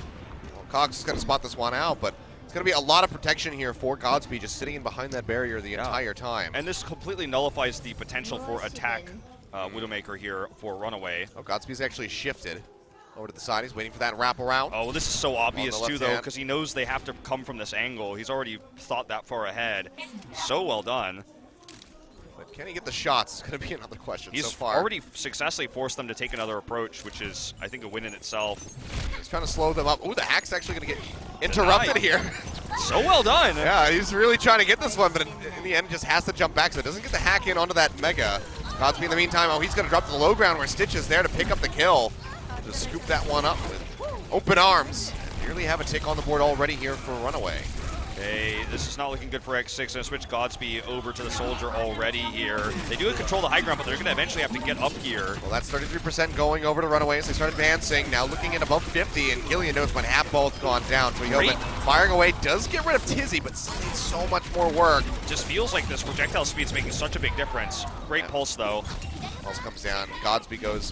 Huxel finds the kill on Choyhoben, and this might just be a cap coming through. Yeah, with that final cut down to Time Boy, getting rid of that pesky tracer delay. They will find success. Let's see, Swap's going to be coming through here. Choyhoben going over onto that Diva. And X6 is saying, well, you know, we tried something. Now we have to try to hold on for 6.5 minutes. All compositions like this are designed to make your opponent rack their brain as to how to defeat it and then burn through the time that way. It's very annoying to approach something like this, but Runaway is so good at diving this against this type of comp that it was very risky for X6 to try. And as you say, this is a huge time bank now because it did not burn the time they were looking for. So big failure here for X6, but some attempted innovation, I suppose. As Godspeed can't decide what hero he wants to play. I think... They're going to be looking at potentially this triple with the McCree. Yeah. And this does allow him to potentially shut down that Sombra if he can be very fast with the flashbangs. But already we will see the EMP thrown down. Dragon Blade going Blade. to draw out that Dragon Blade. Not perfectly timed, but... Finds the tanks for now. It's not going to be getting a whole lot of anything. Goes down to 40 HP. You will see the Primal Rage pop.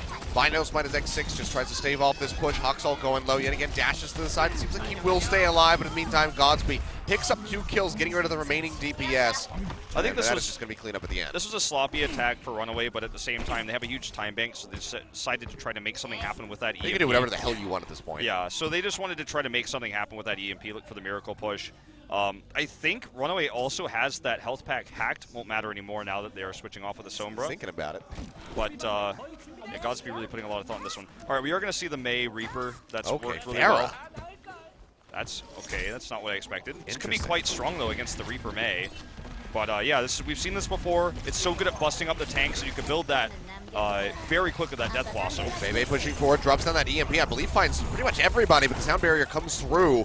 Right off the back end of that one as Bumper throws it down, but now he drops to the low ground, finds the kill in onto Cox, looking for a little bit more. And so far, X6 has only lost out on Gilly.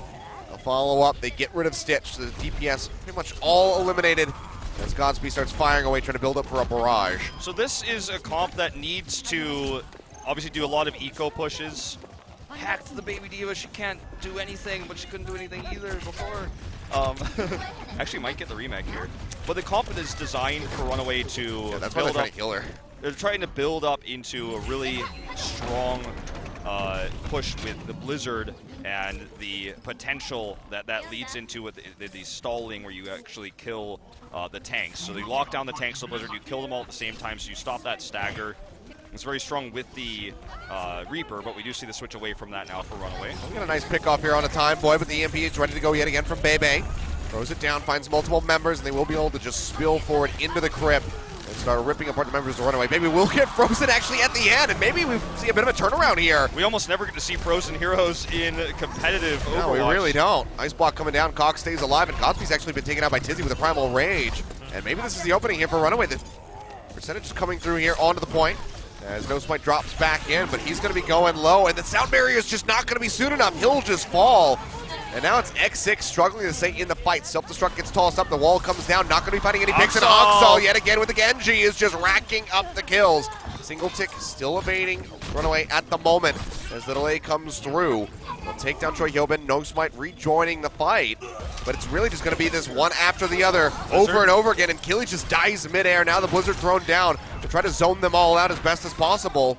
But that's going to be 2 ticks and maybe even just a victory here for Runaway as we're just under 3 minutes. Godspeed throwing down the barrage. Immediate defense matrix comes through from John, who denies all of that damage, and he gets just sniped out of the sky by Hoxall. They don't have any more tools. All they've got is the EMP. Hyobin is demagged, and I think that EMP is going to be their last attempt here. But Bebe has gone down, and now it's a self-destruct thrown out from the side of John, who he'll get back into the mech.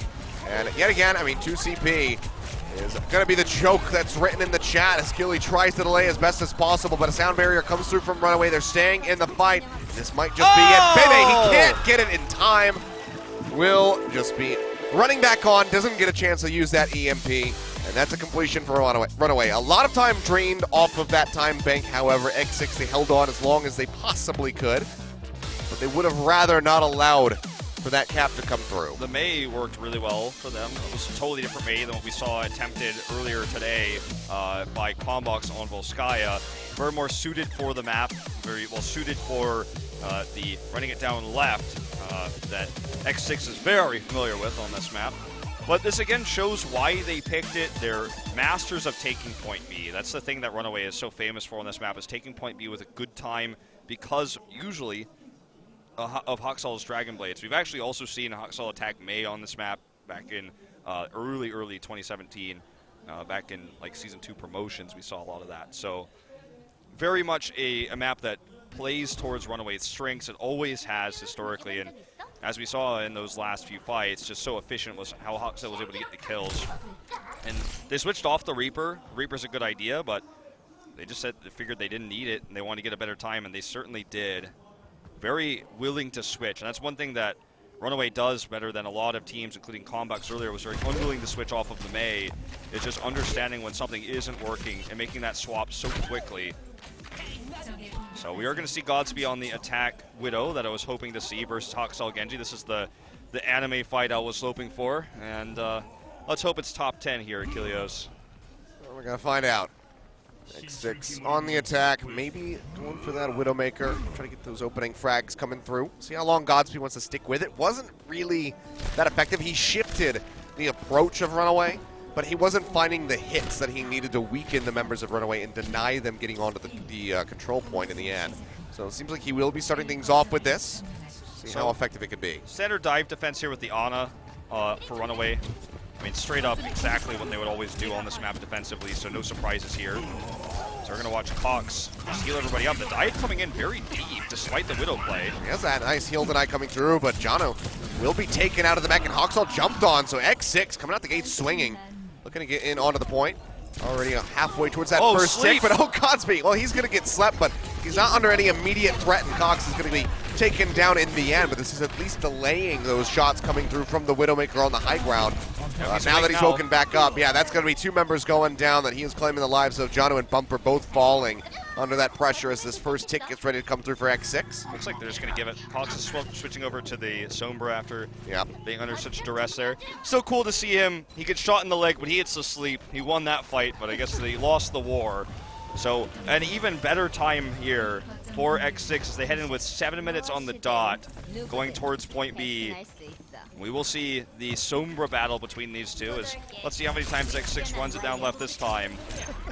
That was their key strategy last season. It's quite a good strat. It's used by many teams.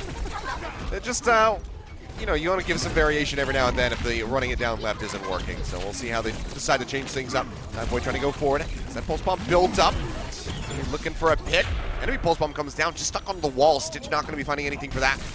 Timeboy walks away with a bit of an advantage. Now pulse bomb thrown in. Will get rid of Tizzy, as he just didn't have that primal range ready to go, just barely not having it now. Speaking of which, Nosepipe pops his own, has this baby diva contained into the backside of the crib. Dragon Blade is drawn out. Huxall not going to be able to deflect those melee hits coming through. The hacks are down, but he already got the leap off. He will be able to pick up the kill in onto the Genji. Only just shy of 1 tick here for X6, and they're not going to be able to get it in the end. It seems like Runaway will be able to push them back as Stitch finds a nice little stagger there onto Gilly. So all of that progress, just not enough to get the stick at 33%. They'll have to start from 0 all over again. They did so well denying that the sound barrier. Is this the world that we live in? It is. So they did so well denying that sound barrier, but because Runaway's held regardless with that Dragon Blade, Bumper still has a sound barrier. They will have the self-destruct coming up soon, so they have a lot of good tools here. As the world we live in is the May Reaper. Again, let's see how long X6 wants to run with this. It's still a very popular strategy, and saw Runaway use it very briefly. Looking for the hack there. We'll find it on the Janu. They pop out of the mech as well. As Bebe picks up that kill onto the mech. Sound barrier will come through here from Runaway as they want to try to stay in the fight. X6 answers with their own. It's going to be an all-out brawl. Tizzy having that primal range, throws it down. Successful. EMP comes out from Godsby, finds multiple members, but they actually get the pick in onto Baby. Now Troy Hoban gets taken out, and it's really only just answered in onto Bumper. And X6 are just going to get stomped out yet again. I want everyone to look at their eyes at the top left of the screen. Look at that 87% for Bebe. And 1 push, he builds nearly the entirety of this. Godsby will have the next EMP very, very soon. This was a huge win for X6. Despite the fact they walk away with no ticks, they forced several defensive ultimates to be used, and their comp hasn't even reached its final form yet. Their next attack, when they have those ultimates, is going to be the most dangerous and devastating. They already showed that they can consistently power down the mech before the fight starts. If they do that again and they have the Death Blossom, this is a 1 fight for X6. This Cox just coming in from behind, drops down that EMP immediately. Don't find any picks yet, and actually it's going to be a decent trade back as Janu gets taken out of the mech, but they get rid of Timeboy. Now the Dragon Blade comes through, finds Gilly, finds Bebe, and Huxall is just looking to put the team on his back. Cuts them down yet again, and Runaway will maintain control. 4 minutes, 8 seconds remaining on the clock. There's a tiny window where perhaps X6 can get there with EMP and the Death Blossom before Runaway can have their own EMP. They use Dragon Blade, and they don't know this, but Sound Barrier isn't available either. Yeah. This is a tiny window of time they have. If they can actually do this right now, this is their best bet to wipe and take the point. This is the entire point of this composition. They're going to have the Blizzard soon too. This is basically the biggest Big Six we're approaching right now that X6 wants to have. And this is such an incredible opportunity for them now to come in together and take this point with a minute lead. That's the plan, at least. It's still getting so close. Cox is already at 76%. You know, 1 clip spray into a Winston should pretty much have that for them. That's going to be the EMP dropped in. Bebe up in on the point, but he is not able to cast the ultimate yet. Now we'll throw down that Death Blossom. Goes rather low. Hasn't gotten any kills. Will just get taken down by Bumper in the end. Now an all-out brawl. Pulse Bomb comes through. Nearly pops Trey Hoban out of the mech, but it's not quite going to be enough to do so. Sound Barrier will drop for X6 as they try to stay in the fight, and the self-destruct gets rid of Tizzy. Stitch goes down shortly thereafter. Runaway still trying to delay Janu, going to get frozen right in front of the point, but Huxall, he's in the back, trying to keep this one from ticking up. Was staying hidden, gets that health pack right at the last second, now has another Dragon Blade ready to go, but he's down to 39 HP, gets another one, stays in the fight, and the Primal Rage comes through from No Smite, takes it low, but yet again, just going to be sticking around, building up that ult percentage here for Cox over and over again. Now draws it out, gets rid of Godspeed, goes down to 5 HP, will get zapped to death, but this is denied that second tick coming through from X6. They're down to 2.5 minutes. They're going to be below Runaway's final time bank here, and they still have to get the completion. So well done by Runaway, and this is one of the reasons why, and I've watched countless hours of Hoxell's stream. I've seen how he plays Genji on this map. He has such good understanding of what Genji's limitations are in conjunction with that health pack below the ramp here that you survived with. He understands so well how to use that with Sombra, and that's exactly what caused him the hole. Oh boy, Runaway just taking the fight here to X6 right out in front of point B. Immediately drop down No Smite and Gilly off the backside of that EMP. And already now Runaway has the better time make. This is already a win, but they could win the map here as well if this continues. Such efficient building of the Dragon Blades, but more importantly the EMPs, using that health pack. Hoxell living so long, and why Sombra is so strong on this map when you pair her with a Genji. Bebe's halfway to that next Death Blossom. He's never going to build any Death Bomb as fast as he built the first one when he got all the shots off on the Diva mech there. They do have the EMP and the Blizzard. Still an opportunity here, just not the greatest one. Oh, but Godspeed, he's going to get spotted, has the dash back, and now he's going to be disconnected from the rest of the team. Hey, Boy pushing Frozen forward, gets the freeze in. Onto that Primal Rage to Winston, but now he goes low, and he's going to get stomped to death. Tizzy is taking him out, and yet again, they're going to get cleaned up. Now down to 1 minute and 20. Realistically, X6 are going to have one more push to try to make this happen, and Bebe is still only at 75% for that Death Blossom. We're going to have to run it down left one last time, man. 75% could become 100 in just a few shots onto Tizzy or onto Janu in the fight. Certainly a possibility. With all the tools they have, could be the EMP that allows him to get those shots, to get the Death Blossom, chain them together. Still very much a possibility here for X6, but it feels like the cards are stacked against him now. Runaway's about to have 6 ultimates of their own, including this EMP. EMP versus EMP. Always Cox, waiting for it. Oh, he already sees them all bunched up. They're just trying to spot him out. He throws it down immediately. Goes low, has to dash back, and Hoxell yet again has the Dragon Blade, finds Bebe with one. Time Boy has fallen out. He's just cutting through, and that is going to be the tanks going down the May. Destroyed, and it seems like Runaway should be able to pull off this victory here on Temple of Anubis. Their understanding of this map and how to fight against this Talon comp is just superior at the moment, and I mean, Bebe's got they've got all the tools that they could ever want. If they can't make this push work, we're going to game 4. 6 ultimates in the war chest. Hoxell, no Dragon Blade, no EMP defensively. If they can't make this work, nothing's going to work. Godspeed drops this down. Looks like he called about 4 people in that fight, but now it's going to be the sound barrier to answer to help keep everybody alive on the side of Runaway. Gilly throws out his zone, and we still haven't seen a Death Blossom get used from the side of Bebe. Okay, this might be it. Comes through. The Blizzard has been thrown down. Bebe draws out the Death Blossom, finds 2 right off the bat, gets a 3rd in Stitch, but isn't going to be enough for them to get this completion. It's ticking upward. Delay coming through from Tizzy as he leaps in. He'll get taken down. All focus over to him, but now Runaway is going to have to try to delay this as long as possible, but it seems like it's not going to happen. And the completion will be there. Finally, they got the completion with so many tries. The 6 ultimate push. And that was what they were trying to do all along. This time, it was the Goldilocks principle where everything was just right, where they had the EMP hit perfectly. The one person they didn't hit, and I do want to highlight, was Bumper, because he was so well positioned. He understands the comp so well. He knows the opening for this will be that EMP, so he survives that, drops the sound barrier down, didn't actually get caught there. So well shown by our observer as well. He drops down the sound barrier, but patiently did X6 wait until that wore off, where they had the positional advantage. They then dropped down the Blizzard, which caused everyone to be caught in that choke point when the the Death Blossom went off. I think we're going to get another shot of it. Look at this. They get frozen, and look at where they end up in the corner here, stuck and just in a choke point, no way out. It's disgusting. So now they get completion. They're needing to get this full hold because they actually ended up winning that in overtime. So they're still very much down and out here, but it was almost already just over for them. Yeah, they need to delay a 33% take from Runaway for 2 minutes, 24 seconds. So not going to be an easy task here for X6. See Bebe going to be moving back over onto the Xana. Godspeed starting things off with the Sombra. It's going to be going against that triple DPS here for Runaway. So they're out for blood. They want to go ahead and pick up this map win and try to initiate that reverse sweep. Okay, already going deep in here is Cox. Is going to get this hack. Very important for the longevity of this push. It's the mini back, and already, again, X6 really cannot afford to play off this point. It's already ticking upward here in favor of Runaway.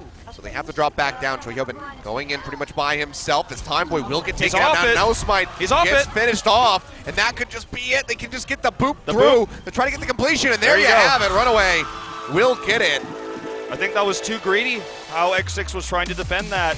Relying on Choyobin alone when you have when he's the only one who's near the point to contest capture and you're up against a Sombra will just hack you and then you lose your mech and then that's the end of it. No one else strong enough, no one else tanky enough to contest against the Lucio boops we were seeing there as well.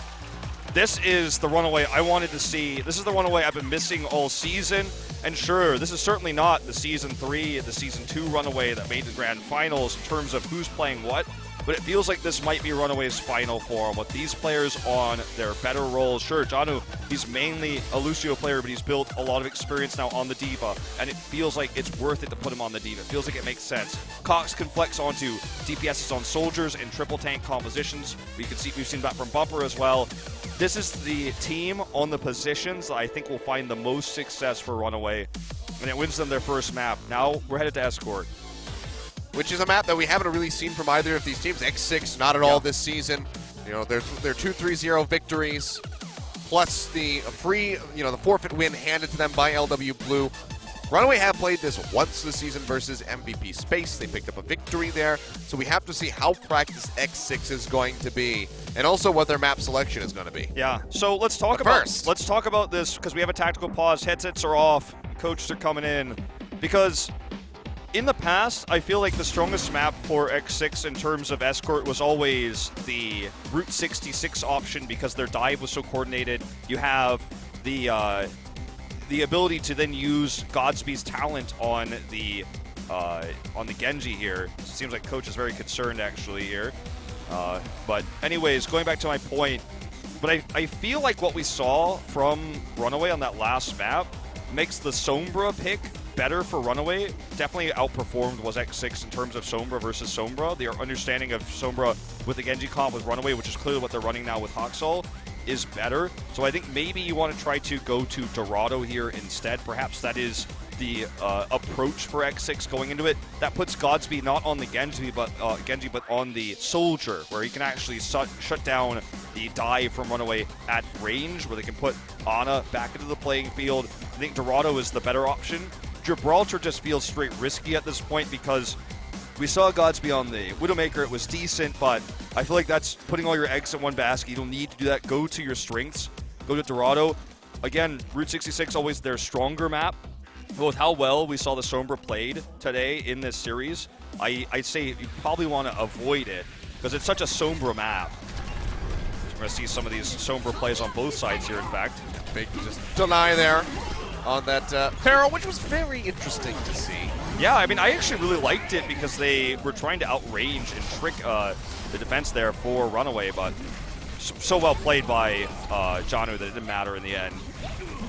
But yeah, I mean, this is the play that we're seeing with the coordination of these DPSs together with the EMPs we're seeing out of Cox. Like, you are good at dive, and that's why X6 did so well there with the D.Va in their dive compositions. But like, when this is the old dive, this is the comp. This is basically the team comp and the style that got Runaway to the Grand Finals in Season 2, and they're playing it again, and they're not missing a beat with it.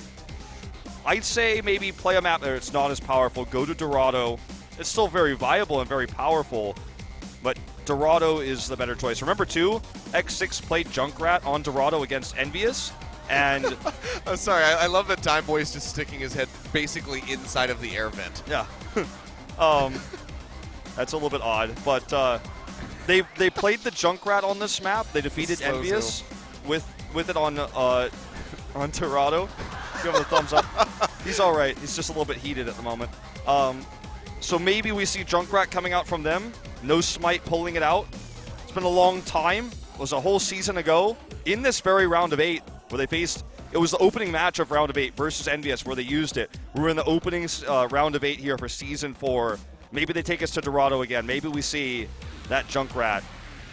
Feels like that's the map of choice. Definitely a lot of discussion here. For Runaway, I think most of the discussion was probably revolving around, hey, let's run these heroes on these positions. It certainly is what's working for us. It's certainly what got us that victory. And let's not run the full Neo comp. Huxel, you're staying on the Genji. We're going to run dive, and we're going to come back and reverse sweep this. Yeah, it seems like X6 maybe a bit more just trying to get that momentum back, keep the blood flowing here for these players, keep their spirits high. So, you know, it's just one map loss. You can still close this out. We'll see. Big shift going over to the side of Runaway. But it all comes down now to this escort map. See who's going to be walking away with a victory. This series Runaway can keep the ball rolling. This series certainly has not disappointed, man. We knew it was going to be the better one of the night. We knew it was going to get close, maybe even go to Game 5. Let's find out. Are they going to take the risk? Are they going to go to Route 6? Is it the old favorite, or is it the Dorado? It's the safer one.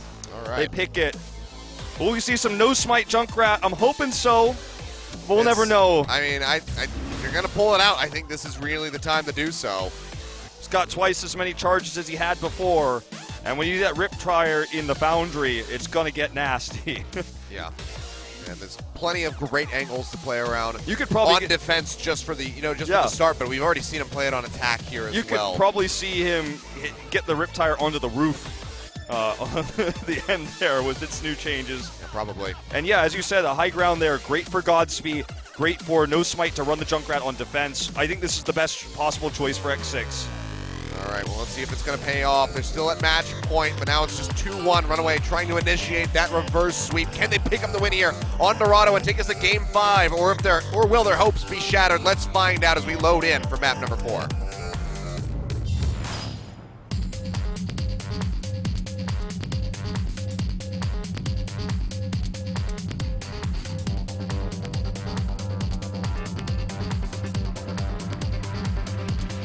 I get it.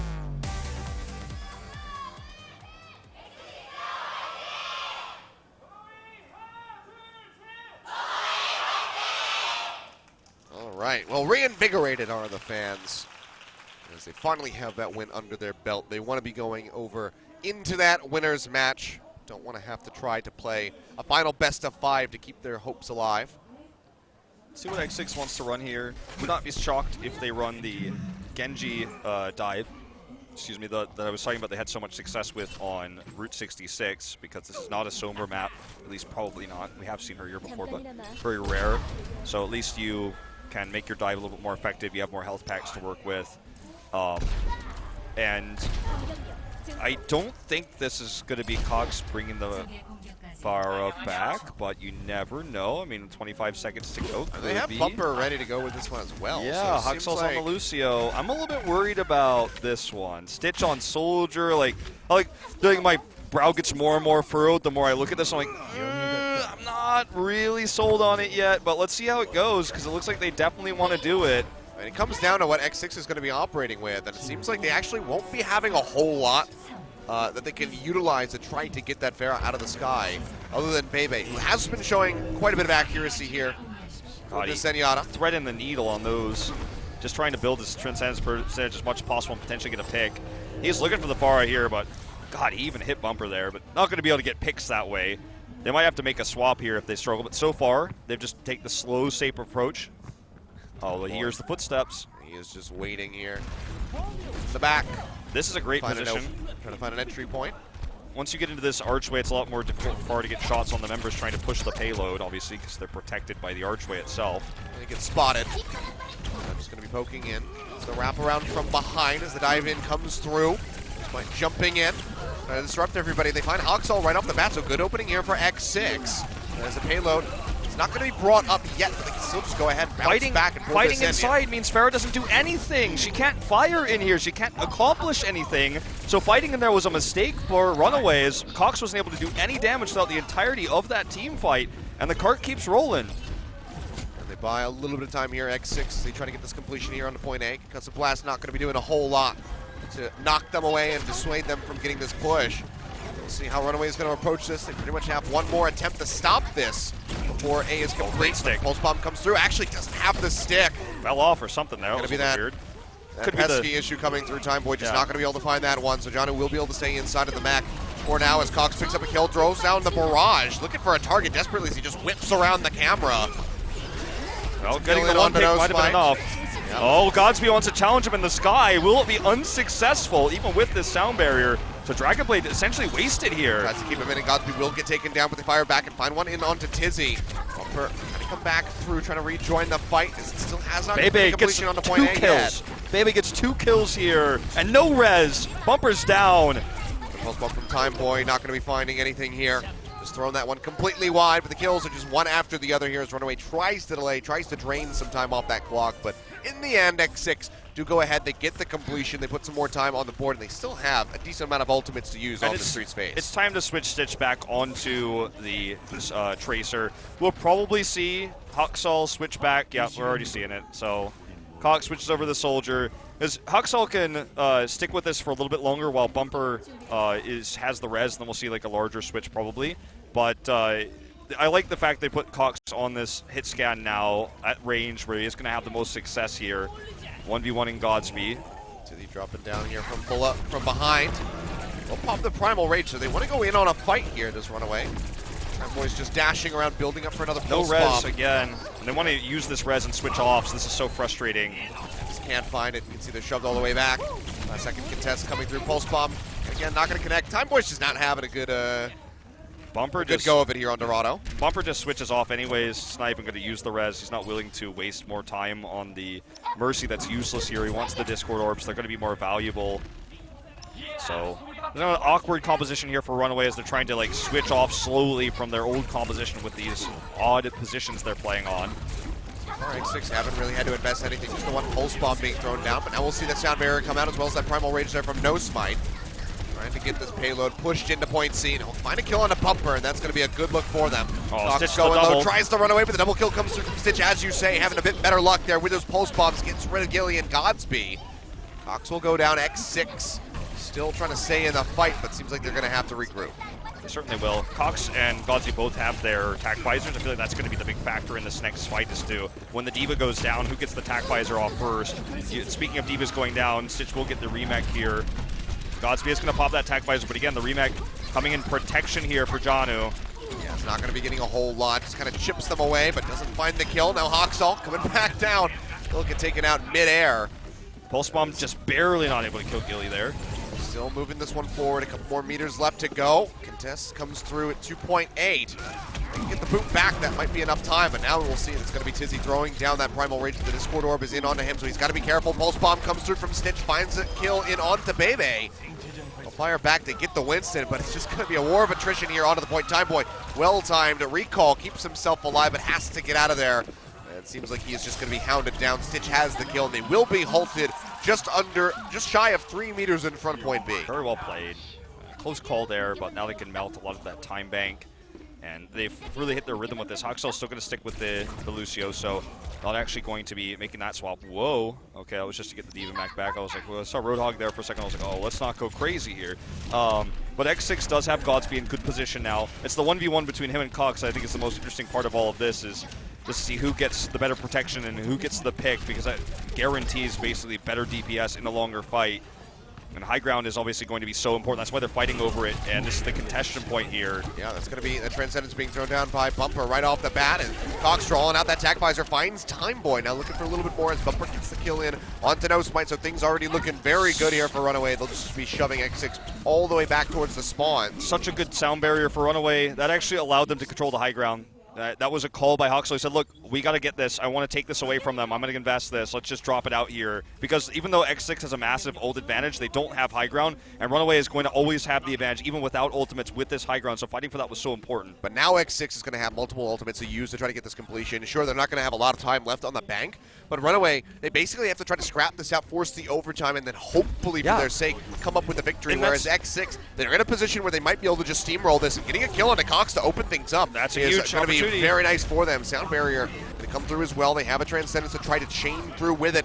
But they get rid of both supports, Bumper and Huxall, both going down. Stitch drops in the pulse bomb, finds the stick straight into recall onto Bebe. Could buy some but time needs here. to do a lot more work to try to get this halt on the payload. They're pushing it forward, nearly into the docking station, but also nearly into overtime with 5 seconds remaining. Hey, Godsby gets a pick here. goes. And the attack visor, self-destruct has come out, finds a pick in onto Gilly, who somehow didn't make it around the wall or around the other side of the payload to keep himself alive. And now this is going to be a second lease on life potentially here for Runaway, as Tizzy has that Primal Rage drawn out, and he's just smacking them all away, trying to keep them off this payload as much as humanly possible. Okay, baby. Gonna get those picks coming in. They all went into the Winston there with the Discord. He's almost dead here. There he goes. Yeah, we'll be able to finish him off. Can they get the completion? It's still close. Turns around, gets the kill coming through onto Stitch with that kick to the head. They will get it, but now it's just 1 minute and 28 seconds on the clock. They're trying to make it all the way through. And you were talking about the ult advantage that they used to get onto that high ground, and Runaway just gave it up immediately. They gave X6 such a large advantage in the fight from the outset, and they did have the ult advantage on top of that. But also, we have to give full credit to Runaway for actually spending so much, or burning so much time in that. Now they're actually slightly ahead in the ultimate war. They do have high ground controlled. Again, this is going to be so important. In Soldier versus Soldier, the high ground always wins. Like Obi-Wan was right, as it turns out. Well, Godspeed is going to be the first one that goes down, and Cox didn't have to do anything about it. Just has that kill coming through from Hawksall, finds the Helix Rockets in on Time Boy somewhat blindly to get that pick off, and X6 going to have pretty much one more attempt at a push to try to get this completion here onto point C, or try to go as far as they possibly can on Dorado. Cox is going to have the attack visor here. The reason why high ground is stronger is because you have a larger field of view and you have more targets that are selectable for you to fire at, and obviously you're going to be in a better position to get headshots. So that's why controlling this looks so important for Runaway. It certainly is. Well, they get Bumper. It's going to be a good opening here for X6, and now have both of those support ultimates ready to go. Not going to be using anything other than the Transcendence. Now actually chaining them together. They're stacking them on top with that sound barrier. They've already lost out on Godspeed, who has that attack visor ready to go. We take out Tizzy, but he pops the Primal Rage, finds the kill in onto Bebe, and this could just be it here for X6. Desperately trying to win the fight. Okay, already there's the Discord Orb here on a No Smite. He goes down. That's their main tank gone. Yeah, now Choi Ho been knocked out of the mech. He'll throw out the self-destruct. They're trying to buy some time. Will be able to get the remech. But still, it's just Time Boy going low. Godspeed getting picked off by Stitch. And X6-Gaming suffering heavy losses. Will not be able to make it back over to the payload. So just shy of 50 meters towards point C is all that Runaway needs to keep this reverse sweep hope alive. Yeah, very well played and a very good position. Like a very strong chance we will see them complete this map. And this map was, I feel like, really just decided by high ground control the entire time. Every time Runaway had high ground control and kept it, that's when X6 had problems, right? And they didn't run dive, they ran soldier versus soldier, and as we were talking about before, when you have the advantage because you are on the high ground, because you have that defensive setup, you're the defenders, right? That's how this map works. Soldier on the high ground usually defeats soldier on the low ground, and I know I'm basically putting this in like the kindergarten version, but when they didn't run any dive whatsoever, they couldn't deal with it. Godspeed will probably play the soldier here now again, so we'll see that. But already Hawksall is showing indication that he will be flexing onto the Genji again. Sounds weird to say that, but it looks like he will be playing the Genji here now, DPSing on attack. So defense Lucio makes sense when they want to run the soldier with Cox. When they want to run the Genji, they have Cox there to play support for Hawksall. So that's the swap that really makes sense because they don't need the soldier. They want to counter the soldier. Although X6 is running Godspeed on the Doomfist, oddly enough here. Yeah, going to be this, new meta. Yeah, it would seem Godspeed looking at this Doomfist with Time Boy over on the McCree.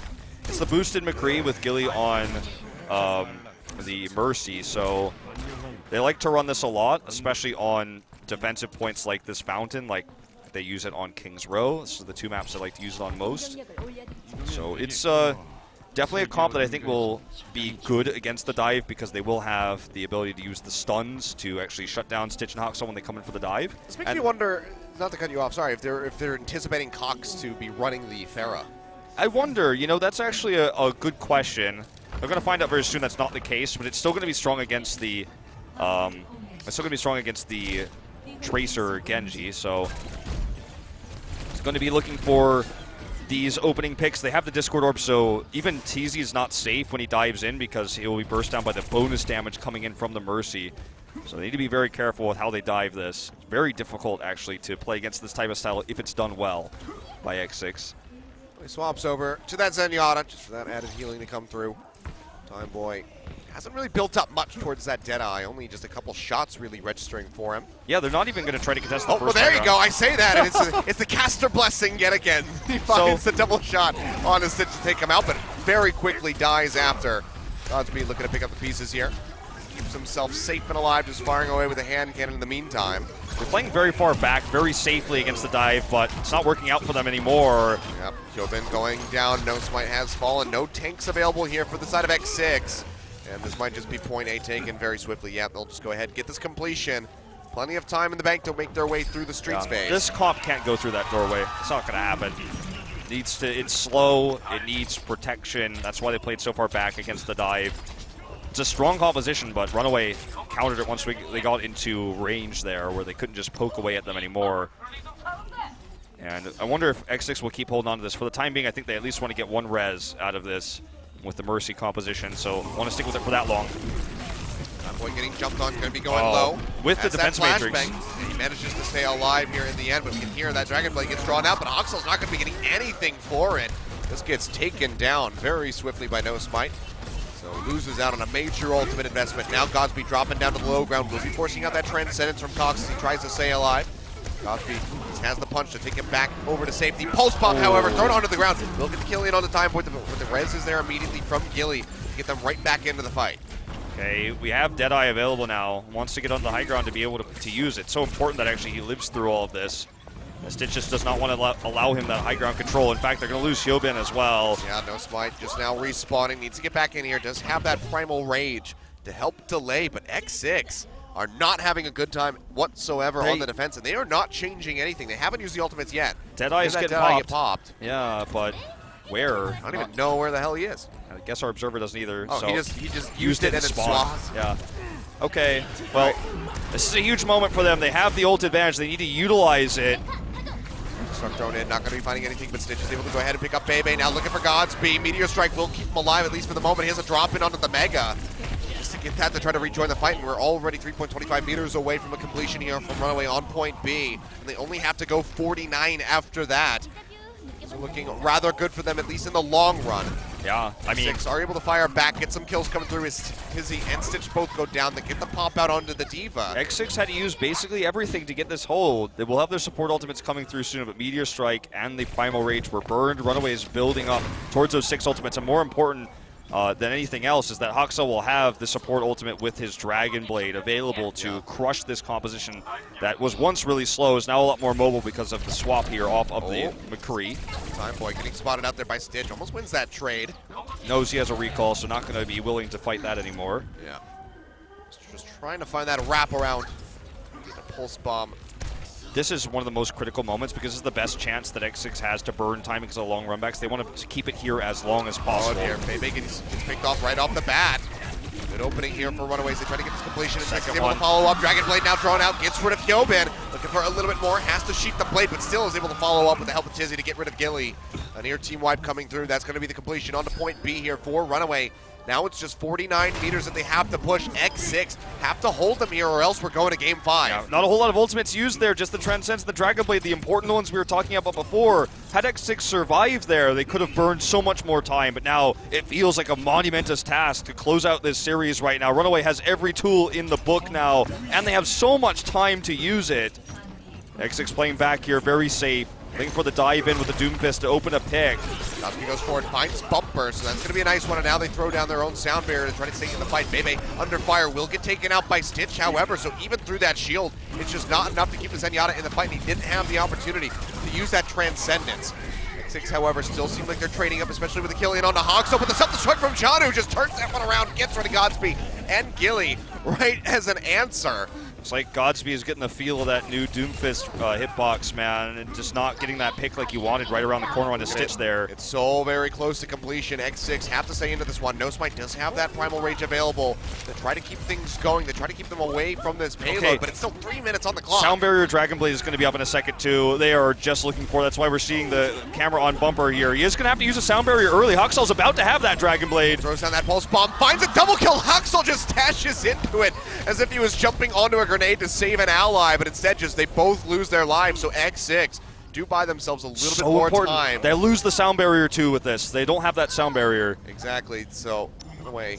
And that's This is still so very likely for them to get the completion because even with rollback, it can't go past the doorway. That's you right. know, they're locked in, so no matter what, they Exactly. still have that advantage. Those things are still looking very good for Runaway, but X6, if they can keep finding these, 1 to 2 person pickoffs, it delays, it buys so much more time and gives them an opportunity to maybe have that tie. Okay, Dragonblade is up with Transcendence now. They didn't get to use it with the Sound Barrier last time because of the pick there, but he does have it this time. And, I mean, this is so tense right now. If you're a Runaway fan, you are holding your breath here. Okay, Stitch looking for the back pick here. Pulse Bomb does not go off, it doesn't look like. Transcendence comes through now. Hoxo with the Dragonblade gets rid of No Smite, and Godsby has also been taken down. Trying to keep this payload in contention for the moment, and Hoxel's not able to find anything else with the ultimate. They're just X6 desperately trying to are buy struggling. time.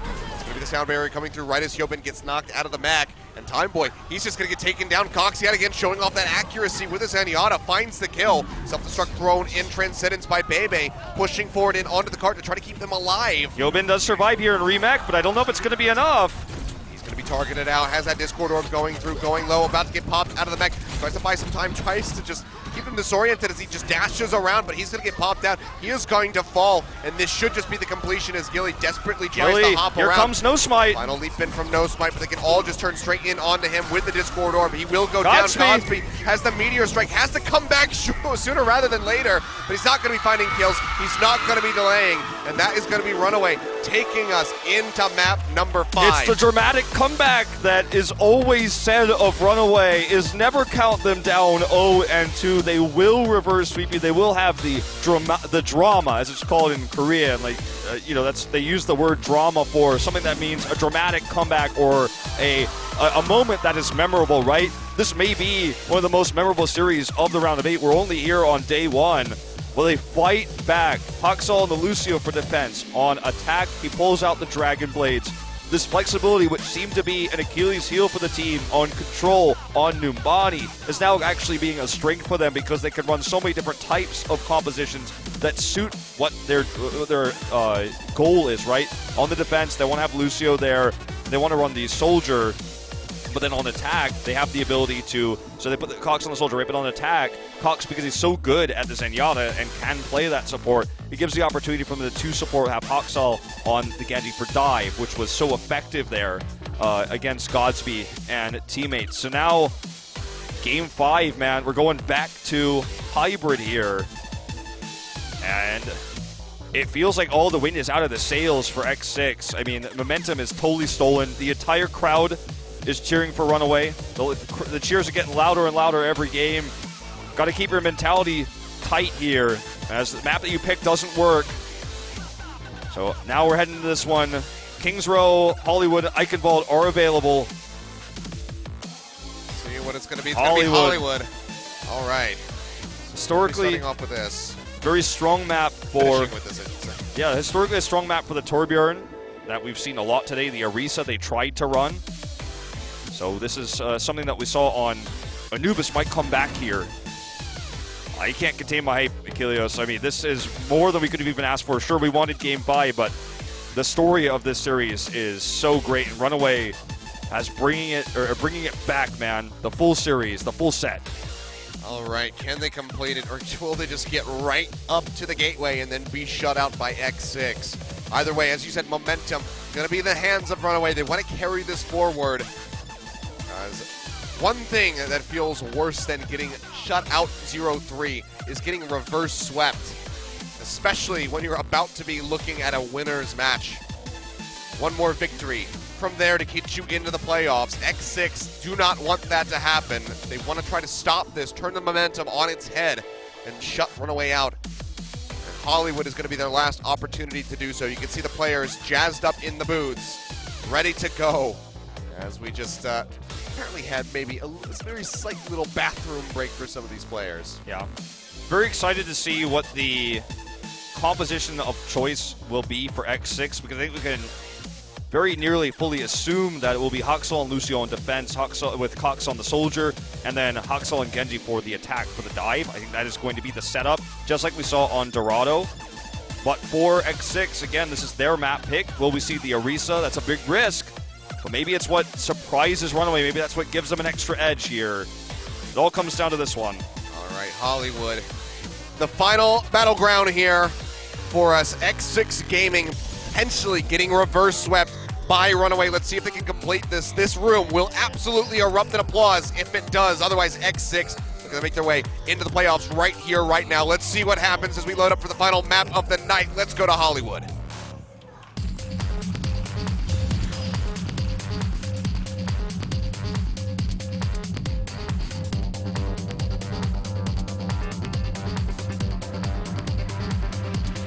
I get it.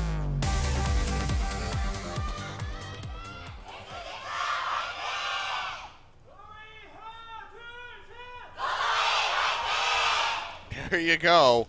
Expect that, but even louder somehow if Runaway can close this out at the end. This is a nail biter. So, no real composition shown just yet. Would not be out of the realm of possibility, though, actually, before I say no real compositions, that we do see Runaway on defense run this defensive dive, even though we thought it was going to very likely be the Lucio for Haksal.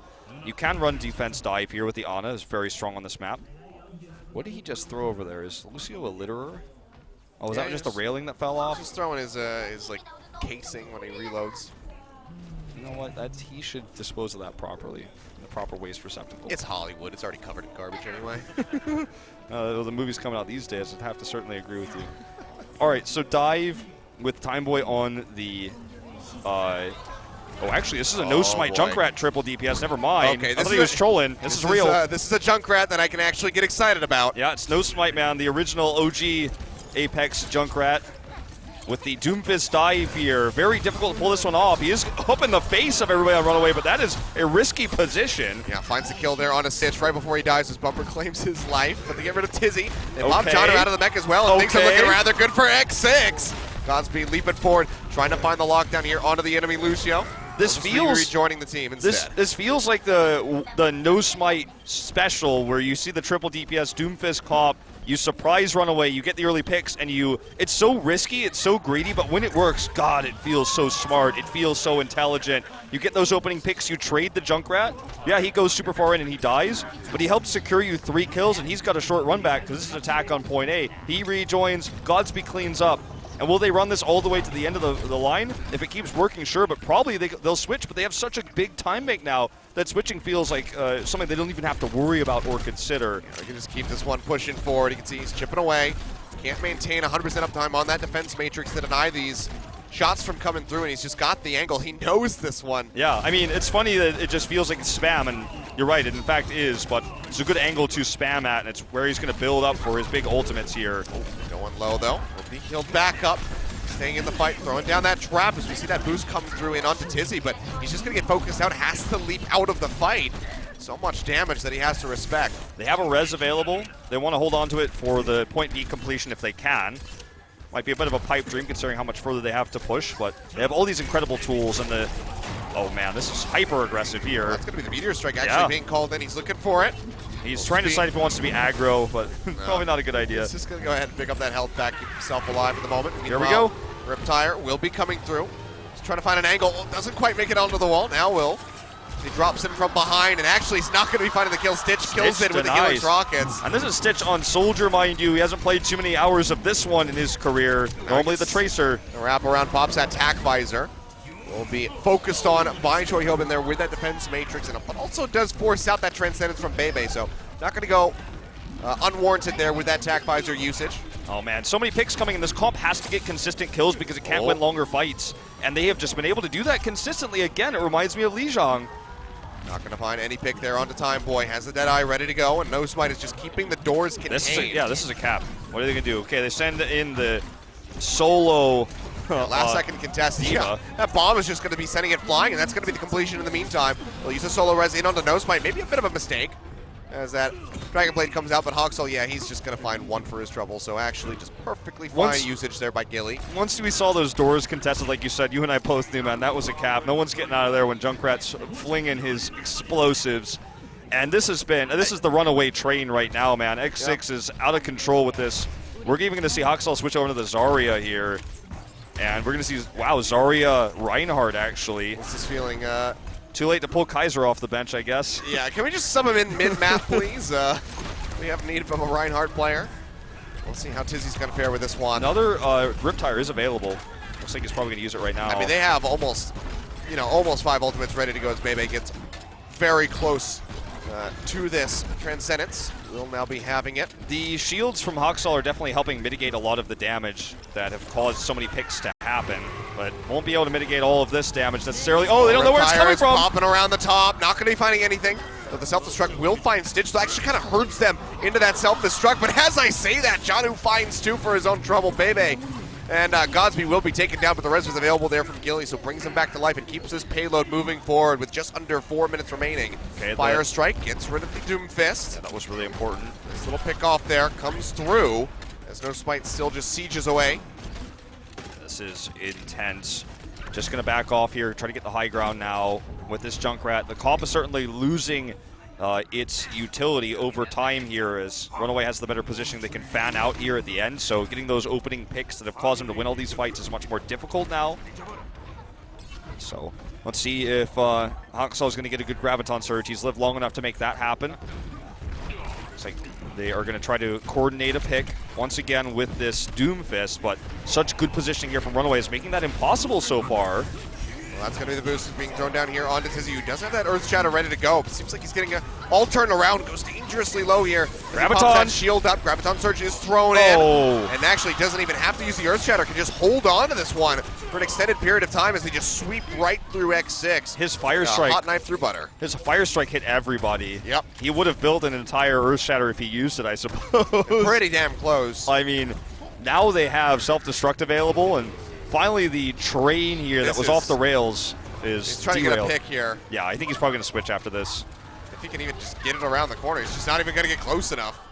So, all right, time for the Winston. So that was not the best way to close out your Junkrat play after having a pretty solid start. It's good play by Runaway counter-wise, though. They're splitting against it. They're spreading against it. They have the concave advantage on the outside of this doorway, and it's really good play out of Runaway with the tools they have now with the Reinhardt. They're jumping straight into the back, and they find Cox right off the start of this one, but Time Boy will get taken down. Stitch with that will just finish him off. The charge finds Gilly. So looking good here so far on the defense. Runaway will be able to maintain control over this payload, just shy of point C. And that's going to be 2 minutes left on the clock. So this payload, this time bank rather, has been drained considerably. Certainly has. Godsby making the switch now onto the Genji. They want to try to dive past this to get these supports in the back line, because breaking through the front line with the Doomfist has just not really been, he doesn't have the mobility he would like to actually get through that gate, get in the back lines, get those supports down, so he's making the switch to the Genji to try to do just that. Okay, he's coming over here. Oh, look at that accuracy. Bumper. He's going to get interrupted on that mid-cast of the sound barrier. Nicely done there by X6. They have this payload inching forward yet again. Boop kill goes through onto Tizzy. Now all the onus is going to be thrown over here onto Janu and Hoxall. Look to rejoin the fray. Self-destruct will be thrown in, but the bubble's there to go ahead and mitigate most of that damage. Sound barrier finally used here. He's going to have the Graviton Surge. Eaten, though. Oh, not going to get getting anything for that. Will be consumed by Choi Hyobin in the end. Now Transcendence thrown down there by Bebe. They get the pop out onto Janu, and they just want to get this completion. Earthshatter does get thrown in, finds Gilly. Will be able to swing and get the kill. And it seems like Runaway will yet again just be maintaining control here with this triple tank composition over the payload. Oh man, this has just been a showcasing of skill on both sides. The Graviton Surge was eaten. X6 had all the tools in the book. They had so much to work with there. It looked like it might have been their opportunity to finish it out, but the sound barrier that was denied then became a boon for them. It protected them. The Earth Shatter won them the fight. Great angle from Tizzy, and now X6 is on a very short timer. They will have Sound Barrier Dragon Blade. They will have that important No Smite Primal Rage. These are tools they can use to try to get completion, but they're only going to have one more shot at this.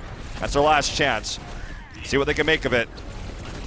Boy dashing around, does have that pulse bomb ready to go. Doesn't want to use it onto the Reinhardt, however, might have to. Throws it in. Don't think he's going to be finding anything for that one, though. In the meantime, though, Godspeed with the Dragon Blade finds a kill in onto Tizzy, gets a double onto Cox. And Stitch has fallen. X6 trying to get this final push completed. Hoxall defending, but he's low on health. Gets the kill here. Almost has the Graviton Surge. If he can just stay alive, he's at 95%, 98, but he will go down. And X6 still tries to get things moving forward, but Janu is here, just posturing forward onto the payload alongside Tizzy, just trying to keep this one halted. Pulse bomb does come through this time around, but I believe stuck into the front of the shield, so it's not going to be getting the kill. Nano doing so much. Actually will be taken down. Janu going to get popped out of the mech. Boost through here onto the Reinhardt, just trying to delay, and now Hoxo will be able to rejoin the fight. Has the Graviton on the payload, throws it and straight in on top of the payload. And they are just going to get destroyed. Seems That's like the hold defense. will be completed here. Yeah, right in front of point C. Now Runaway, they still have to go the distance. They have to make it all the way to the finish line. But if they do that, they will have completed this reverse sweep. This was a showcasing of star play. Like, when we watch the highlights, if they make round of 4, a lot of the highlights will be for all these players from this game on this defense. 2 incredible Earth Shatters, perfect angles. Hoxel hides, then comes in after defense matrix is down, hits the Graviton Surge on the payload. Best place to toss it, where everyone gets stuck in there. I mean, this was just incredible understanding of which angles to approach at. And Hoxel is showing his very rarely used Zarya, but when he does use it, he actually has good understanding of the management of shields to have full energy. The way you build the Graviton Surge quickest as possible is to make sure that you are as risky as possible, so you have full energy, so you do max damage, so you have those quickly. Oh, this is, I mean, it was a nail-biter before, but now X6, they chose this map.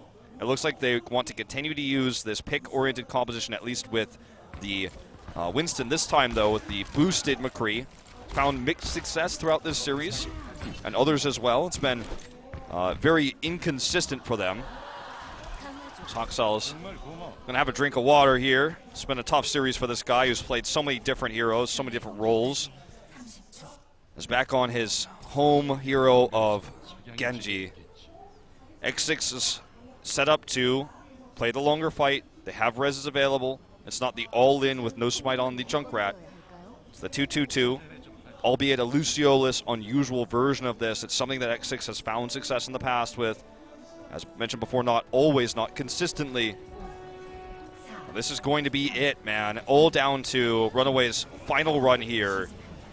Finish or not, man, it's all sudden death. This is the last round of the series. Let's see how this is going to go. Winner will be advancing into that winner's match. And then it will just be one best of 5 away. Good dive nice here. Start there for X6, but Hoxel dashes through, cuts down Godspeed, gets rid of Time Boy as well, so both of those DPS members have fallen. Bebe taken out by John, who just pushing forward with that Diva. Finishes him off.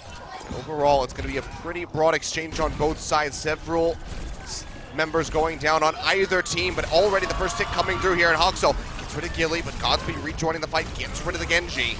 Then pushing forward, has a pulse bomb, finds the stick, but actually will just get the kill on the nose right before that explosion even comes through, but that looks like Runaway will be able to get a very swift cap here on to point A. 5 minutes, 40 seconds on the clock for the Streets phase. And let's not forget, X6 did the same. Both teams were able to essentially get the first cap with their first push from their picks that they were able to get.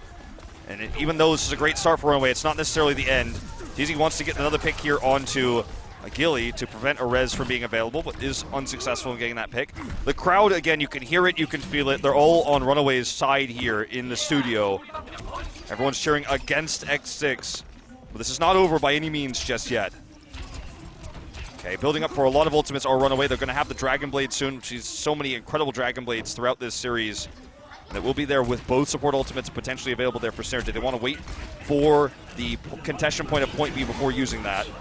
Move back there on a time by trying to stop him from getting onto that high ground where he can really utilize that Deadeye. So it works out perfectly. Now Hoxel going into the back, finds 2. Triple the res though. Will be bringing them back in, but it doesn't have no smite and it doesn't have Troy Hyobin, so the tank line will still be gone here for X6. But Godspeed very swiftly off screen picks up 2 kills. Now looking for a little bit more, has the Meteor Strike, but instead wants to play safely, wants to play measured, kites his way back. And the payload in the meantime has still been moving here for Runaway, who are making record time. Good trade for X6 though in terms of ultimates. The big power ultimate is obviously the Dragon Blade. They use the sound barrier too, so in terms of sustainability, when they have the Transcends coming in here, once that's gone, X6 will be in good position to win a longer fight. They have Deadeye as well. So that was a good trade for them, but still, Runaway pushing this much faster than they did, working for that huge time bank. And Hoxel goes for it, finds Bebe. Trades. They will get Stitch, they will get Cox, and Godspeed follows up, gets both supports taken down single-handedly here. Nice little work here from the side of X6, but they need so much more to try to delay this. Oh man, trading here again, the mech for the Genji. This is actually, I think, going really well for X6 though. They're getting picks without using ultimates over and over again. which is really worrisome because they are still holding on to those. So when things get dire, when we really start to contest this, they can burn so much of that time with the ults they have. Speaking of which, they're going to have this res available now, and it is going to be a huge tool. They're just looking to save that for another Dragon Blade, just like we saw before. Room is silent here as we head into this one. Yeah, no sound aside from the Korean casters. Yeah, and we're going to see the dive here now onto Cox. He does have Transcendence available, doesn't want to use it. He's trying to bait it. He will force him to use it. Pulse Bomb coming in. Yeah, and that self-destruct there from Troy Kilbin. Not going to be getting a whole lot done, nor is that Deadeye from Timeboy right as he misses that flashbang in onto Stitch as well. Not able to find these kills to stop Runaway's onslaught. And now Hawksall yet again with another Dragon Blade, cuts down Gilly, as you say before, the res can be utilized. And that is just going to be Runaway sweeping through X6. Meteor Strike does get rid of Bumper, but Godspeed goes down swiftly thereafter, and this should be the completion here. On to point B. They will get it 4 minutes, 12 seconds. Just have to go just in front of point C. Runaway nearly have this reverse sweep completed, and Hawksall is absolutely destroying X6. Ruining their respawns here as he just delays. Choyobin going to have to walk all the way back to the spawn to re-switch. Switches to Ryan, switches back to D.Va, loses that ult percentage. And now Runaway has the momentum. They have a lot of ultimates available. X6 used so much in that last fight. They didn't get the res, and now they have basically no ultimates to speak of, and Runaway's got such a great time bank. Yeah, Pulse Bomb not going to be finding anything there. The defense matrix from Troy Kilbin will get the consume, but they have rounded the final corner. Just about, and Hawksall is already back up to about 60%. Godspeed, Bebe both going down. Now looking for the kill onto Gilly. Hawksall has it, and they'll keep moving forward. It just feels like momentum is totally shifted. It feels like X6 has already lost. They just can't coordinate these fights anymore. They can't get the picks their comp is designed to get. And everyone is cheering against them in this studio right now. This might just be the end of it, man. They're going to have a Miracles hold, and they have no ultimates to look for it. It's going to be the Hail Mary. Godspeed goes forward, trying to build up. Doesn't have that Meteor Strike yet, but the self-destruct will be thrown in. Barrier not going to be available to try to block that one, but they're able to kite back around the corners. Now pushing forward, Bebe throws down that Transcendence, but he is in a corner with Hawksall.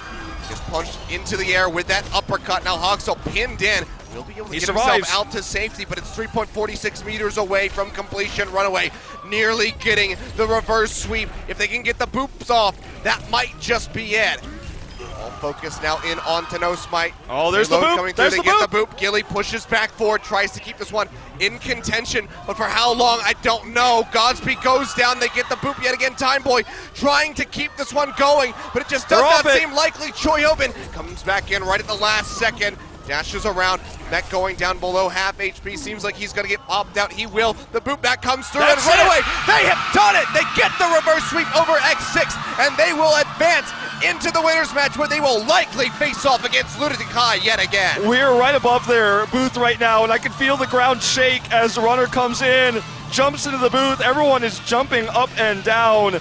And what a comeback it was. There were holes in the play. They weren't sure who should be running what. They were inconsistent in the first few maps in deciding what roles would be played. But by the end of this series, they showed that the flexibility is a strength for them. They show that they can bring Hawksall back onto the Genji, but run almost everything else exactly the same. They were able to finally deal with this pick-oriented triple DPS we saw coming out of the likes of X6, where they ran those picks. We saw it on Lijiang Tower. We saw it then again on the final map of Hollywood. These pick-oriented Doomfist comps where they won the fights and tried to mess with the mentality of Runaway, tried to mess with their respawns.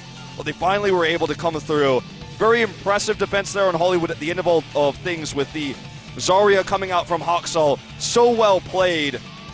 The Earthshatter in perfect position twice when they needed it to be.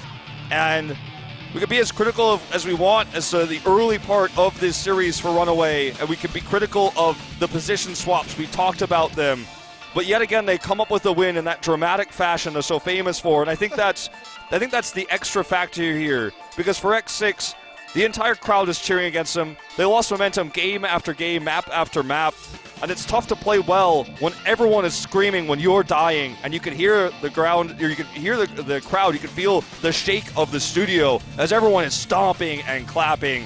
I think that's what we saw there at the end on Hollywood, just a total collapse of the mentality of X6, and They're headed down now to the losers match, despite a great start in this best of 5. Well, all hope is not lost here for X6. They still have their opportunity to make it through. But for now, we'll be falling down to that losers match where you'd have to expect they'll be facing off against GC Busan, who they very certainly could take out. But then they have to face the loser of what is likely to be Lunatic High versus Runaway. So we could just see the same exact matchup happen again a few weeks from now. Getting ahead of myself with that one. For now, we'll just go ahead and take a look as Runaway revels in the victory. They go to shake the hands of the members of X6, who overall are looking quite happy with themselves. What an incredible series, though. I don't know if anything could top this on the round of 8. Not even if that fabled Lunatic High Runaway series goes to Game 5. I don't know if it'll be as good as this. The depth we saw in this series. John is showing he's very close friends with these guys as he comes in the booth. These guys are all certainly close. They've scrimmed together. They've trained together. They see each other on the ladder every day. They see each other on the ladder. I mean, we got the team house now for Runaway. It's clearly made a difference with the role swaps they're showing, the practice they brought in. And I swear, man, I feel like there needs to be a Coach of the Year award. And I know we're still only in the round of 8, but Runner being able to change this team's mentality, every time he's in the booth, he makes such a big difference. And I'll never get tired of seeing him running in the booth, stomping and shouting every time his team finds victory.